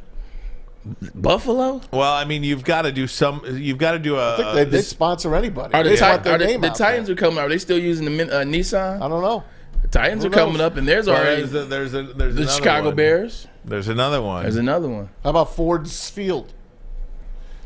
Ford bet. Ham House. Ham House. It is an interesting discussion, but they do not want to get in bad graces with it. They've worked their entire existences to get this money, to get to a point where they could partner with the league and that the league accepts the gambling money. There was a time there where Al Michaels would have to say, well, if you're up late watching this one, maybe something will happen if this extra point goes in here. Well, I bet you he goes. No, he's so swarmy. Yeah. He would go like, "Oh, I bet you a lot of people are overworked here watching this game." Right. Or if there's a team up 2 touchdowns in the final minute, you think it's a meaningless touchdown. Oh, a lot of people maybe cheering about that last touchdown. Like very subtle, Pat. Right. You don't have to have that subtleness. You no, they welcome it now. Right. You can talk about it like 100%. Like when we first started the show, I didn't know lines and bets. I'm like, what? You guys are speaking foreign language. I was all over it. I remember being a kid. Like when you talked about sports betting back in the 90s, like it was like slimy almost. It was a slimy act. You had to talk about it behind closed doors. Right. Now it's everywhere. Like you can't get a segment in without giving the line on whatever event you're talking about. You know what the bet was back in the late 70s, early 80s? Just bet the over on any Denver Nugget game. Right. Man. Just they bet scored the like over. 150 Those points. were David Thompson was on the team. Alex Ings, yeah. David Thompson. I remember the scoring tower that day. It was David Thompson and George Gervin. Remember that one? Now you just do that on every Pistons game. Exactly. Because they don't play any defense. You bet the under. No, they don't play any defense. Who do you like, Warriors or Lakers? Who would you take right now? because both teams it's almost equal on the betting line. It's a great question. I have not watched a lot of Laker basketball this year. I just don't think they're a fun team to watch. But they have kind of gotten to the point where they got D'Angelo Russell in there. LeBron is playing like a man possessed right now. Anthony Davis looks healthy until he's not. Listen, team is dangerous, Bray. I don't want to hear anything about the Lakers looking dangerous. Did you see what Steph Curry did a couple nights ago? Dropped 50 in Game 7. We know what Klay Thompson is. We know what Andrew Wiggins is. I was watching them play. Jeff and I and Taryn and Jenny K. This is after the Michigan Panthers game we walked out of, but went to. We were watching a little bit of that game at Tenru. When they are efficient, it was such a beautiful thing to watch. Steph go to the lane, swing it out to Draymond. Draymond sets the pick for Klay, does a dribble, handoff, kicks. Like, it was just watching like poetry in motion. They're going to beat the Lakers 100%. Now, I think they'll do it in, I think, for the sake of, I want to see it 6. I think it goes 6. I think the Warriors win, but you have a better question on that. I do have a good question. I think it's a good question. This is the matchup we all wanted to see in the NBA, right? I mean, you could talk to me about Jason Tatum, and you could talk to me about Joel Embiid, all you want. You could talk to me about Giannis Antetokounmpo, or however you say his name, but it's Steph Curry and it's LeBron James. 4 titles apiece.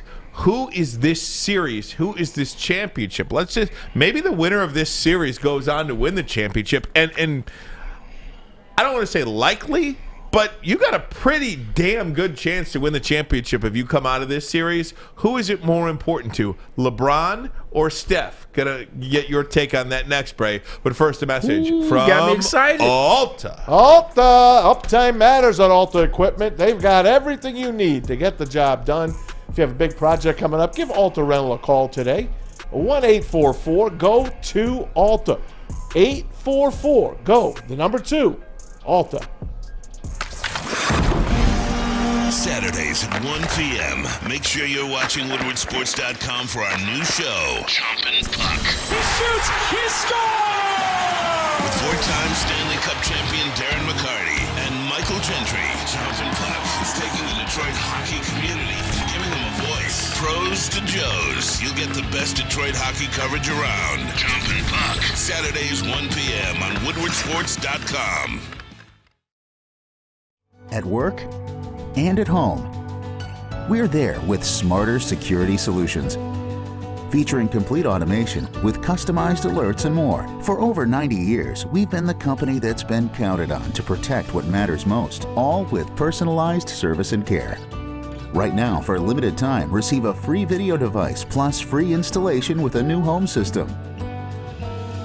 Guardian Alarm. We protect Michigan. We aren't quite sure if they consume more beer or sports. Either way, the heavyweights are here. Live on Woodward Sports, daily 5 to 7 p.m.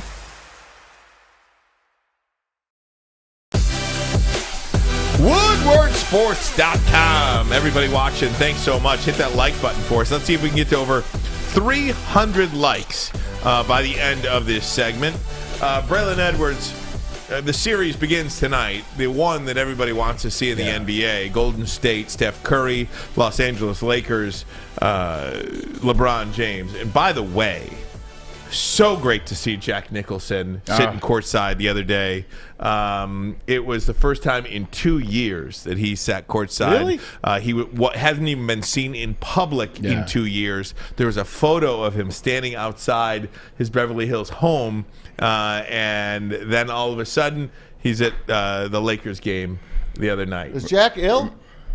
He's 85 years old or something. 85. Remember what I was talking about when we talked about the playoff start? I said it's something different when Madison Square Garden and Staples, a.k.a. Crypto, are rocking. You get to see the stars, and Jack is definitely the star of watching the Los Angeles Lakers. Series price, by the way, Maz, you asked for. Warriors favored minus 155, Lakers plus 130. I mean, that's not much. Not much at all. That is not much. Braylon, who is this series more important to? Who is this next championship more important to? Because I think whoever wins this series is a very good shot to win the NBA championship. No disrespect to Denver.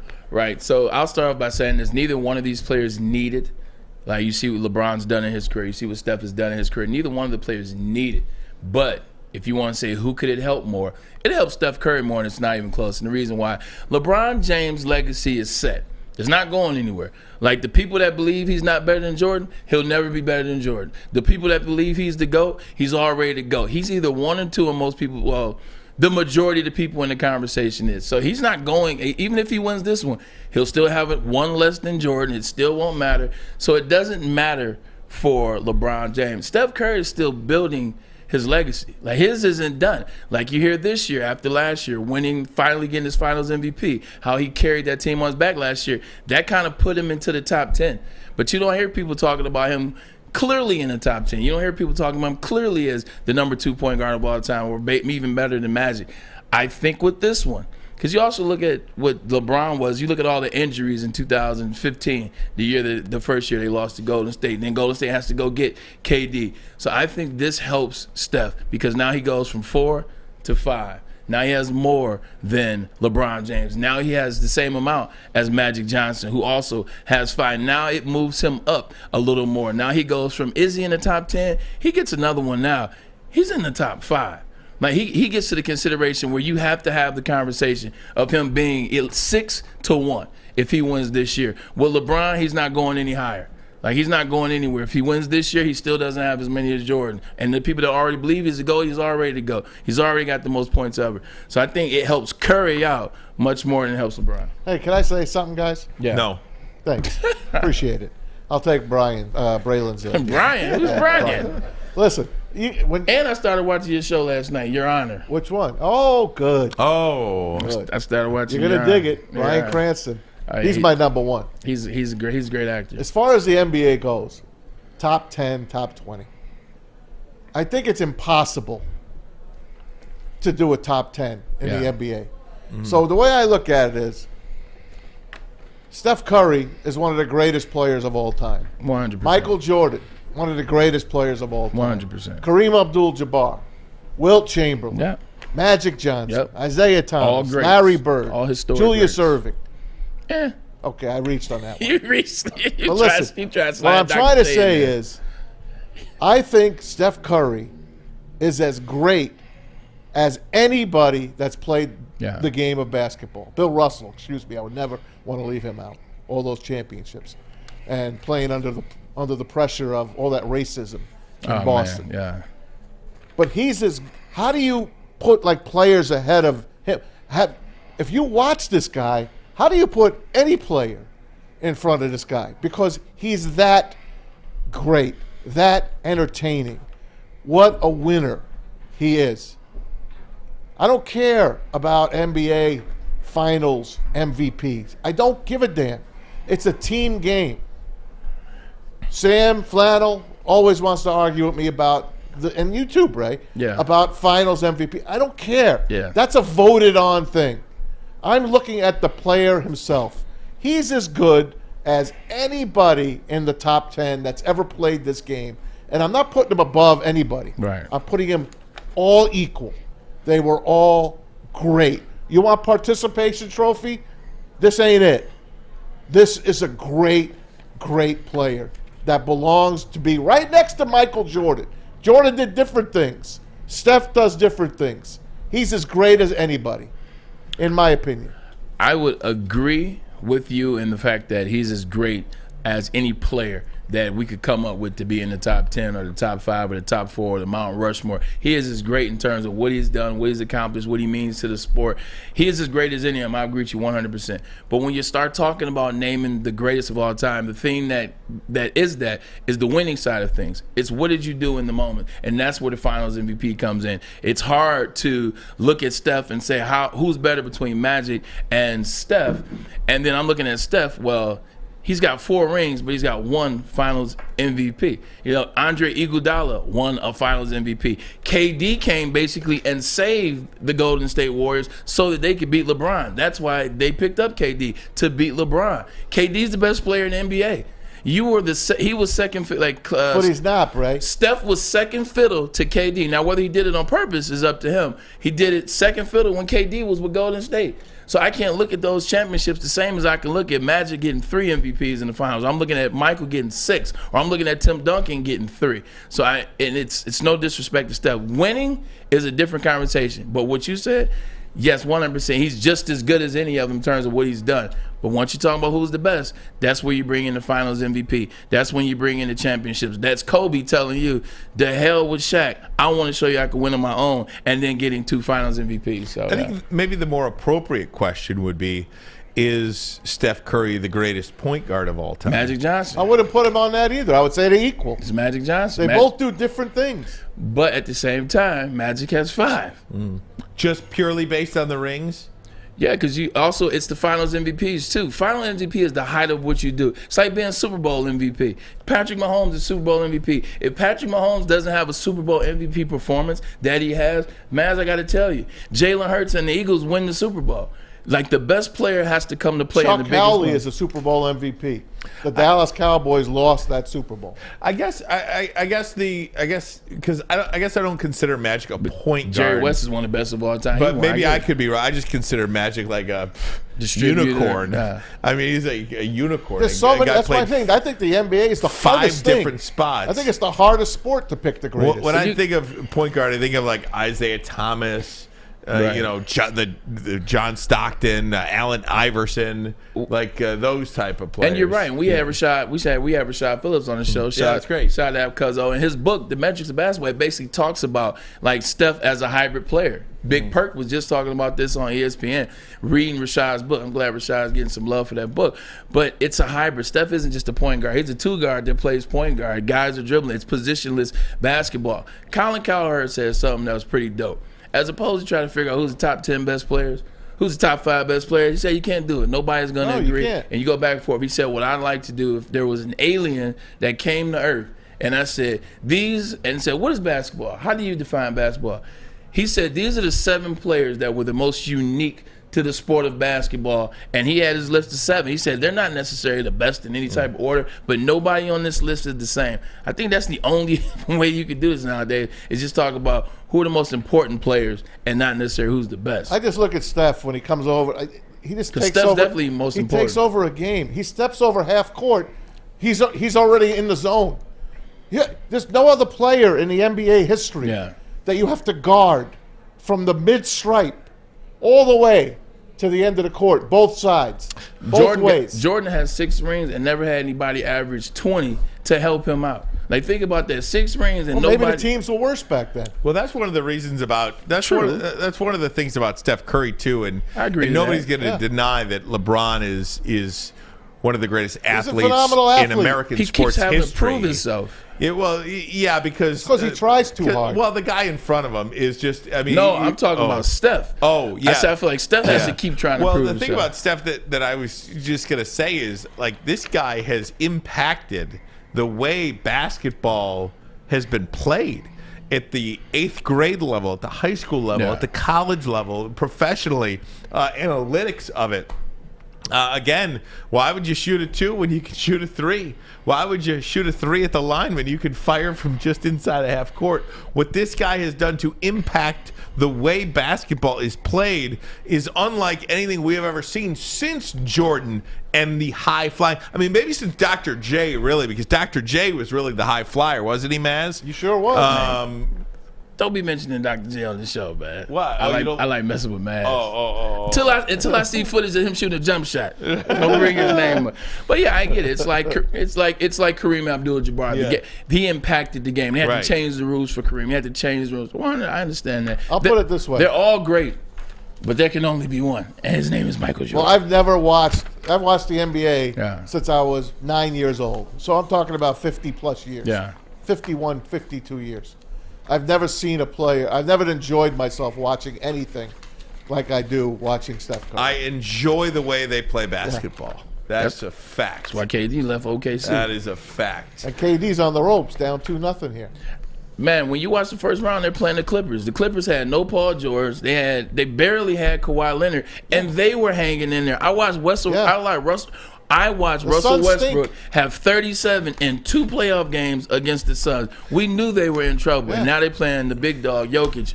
And Jokic, I'm going to tell you like this, Embiid's going to win he's going to win MVP of the league this year. Because they pushed it. Jokic is the best player in the NBA. This could be Denver's year. All these other about Boston, about and about Milwaukee and 39 and 20. Those are Shaq type numbers. Oh man. This could be Denver's year. This could be Denver's Last year. Last night, Celtics lost Game 1 to the Sixers without Embiid. And how about James Harden? Good for him rewriting his narrative 45 points. Jason Tatum, we talked about it last year with Ime Udoka. Even with Ime Udoka, he's a good teammate. He's not a superstar. No, Jason Tatum is he's a superstar. He's just not a superstar in the moment. He's not a superstar in the moment. He's doing the same thing this year. The only difference is Jaylen Brown's favorite guy was Ime Udoka, and he's gone. So now Jaylen Brown just looks like a guy just blowing in the wind. Jaylen Brown was 6 of 7. He was 7 of 8 in the first quarter. He finished the game 8 of 10. Oh, wow. Finished the game 8 of 10, and he wasn't hurt, by the way. Jason Tatum took 4 shots in the fourth quarter, and you're the superstar.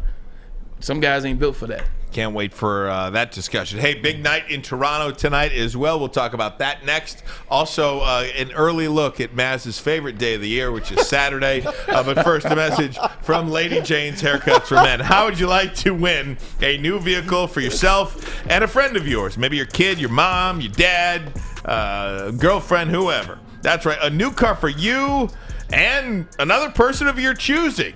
Just get to Lady Jane's and automatically register for your chance to win, courtesy of Les Stanford Buick GMC of Ferndale. Lady Jane's Haircuts for Men, open 7 days a week. You can walk in anytime. It's wicked awesome.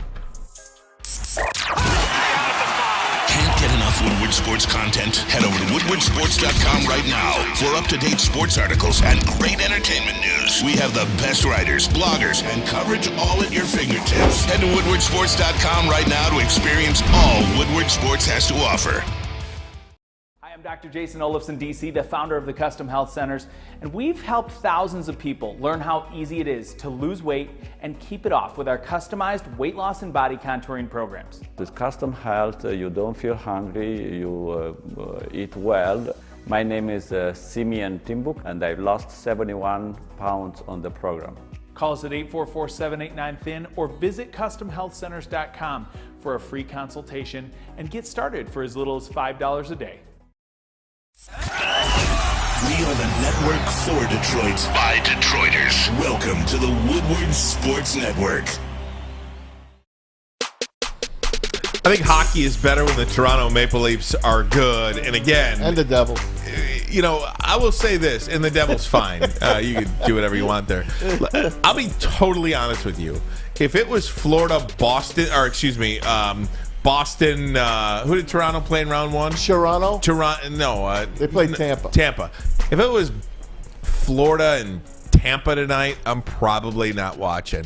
I'm gonna watch this game, not from start to finish. I mean, I would never do anything that horrific. I haven't missed a hockey playoff game this year, and I'm glad. But nonetheless, I am going to. This will be on my schedule tonight. Let's just say. Well, you got the Panthers and the Leafs in Toronto. That place will be rocking. And then you got the upstart Seattle Kraken at the Dallas Stars that no one talks about. So 2 good games, game 1s of their of the semifinals. Looking forward to it. Tomorrow you got the Canes and the Devils going at it, and the Oilers and the Knights in Vegas. So down to the final 8. Don't you have to get one of these Canadian teams in? Don't you have to, like Edmonton or Toronto?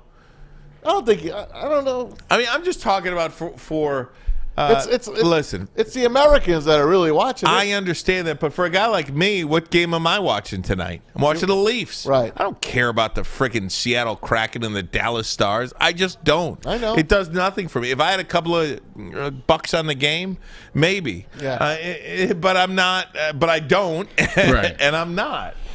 Yeah, it's real. I mean, look, DJ Tom T's my guy. He's actually texted me, say he's trying to think about going up to the first game, going to Toronto, going for a game. I'm cheering for the Maple Leafs as well. You better have a lot of loonies. Yeah, I'm like.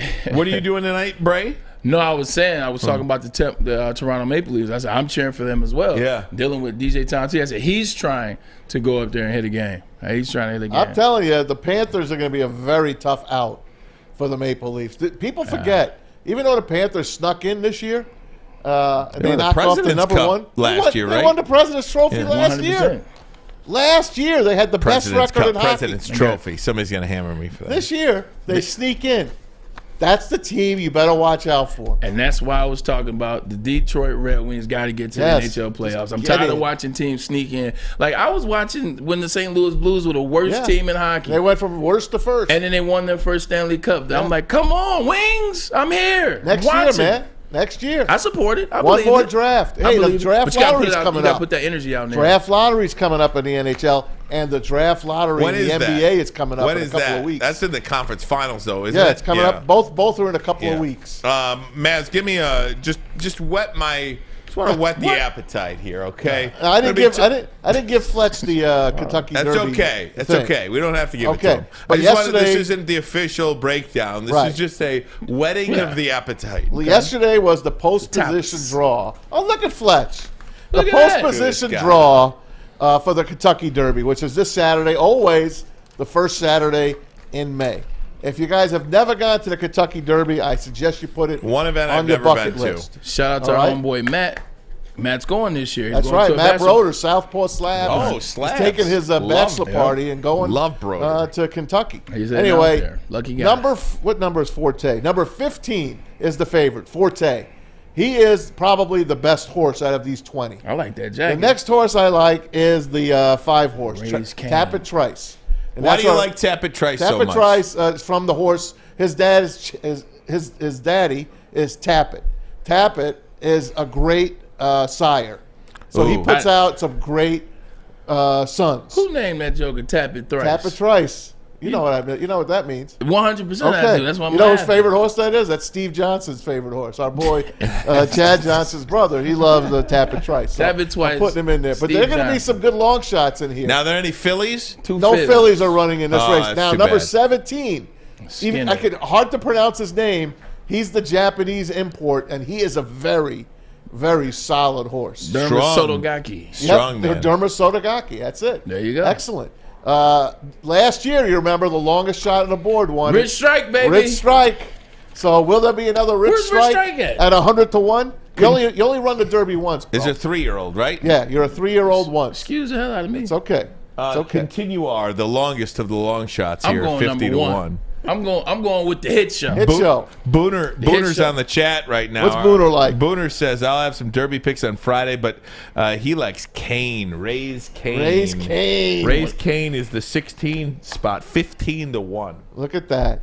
Yeah. So we'll have some fun. Lord Miles is a good long shot, too. Lord Miles, the 19 horse, he won the Wood Memorial in New York. I always root for the New York horse. Won the Wood Memorial? He won the Wood Memorial, but he's a long shot. You don't know what that is. He's a long shot. So tune in on Saturday. Hey, we'll break it down for you Friday. Can't wait. Just before the show is over, so no one falls asleep. Very good. Okay. All right, Brad, get us out of here. Great show today, gang. I was over looking. I was like, man, you don't know what that is. This stuff. Wood Memorial. We'll have some more Kentucky Derby for you stuff coming in this week. Great show by you guys. Appreciate you at home. Woodward Sports Network. The chat always on fire. We appreciate you guys. Look at this guy. He just likes to. You guys subscribe. There it is. Hit that button. Hit the like. Give us a 5-star review. Is that it, Ryan? That's it on anywhere you get your podcast. We love you guys. JB Fletch, appreciate you. Once again, Adam Morrissey, happy 72nd birthday, man. Adam. We'll see you guys 48 later. years old. 52.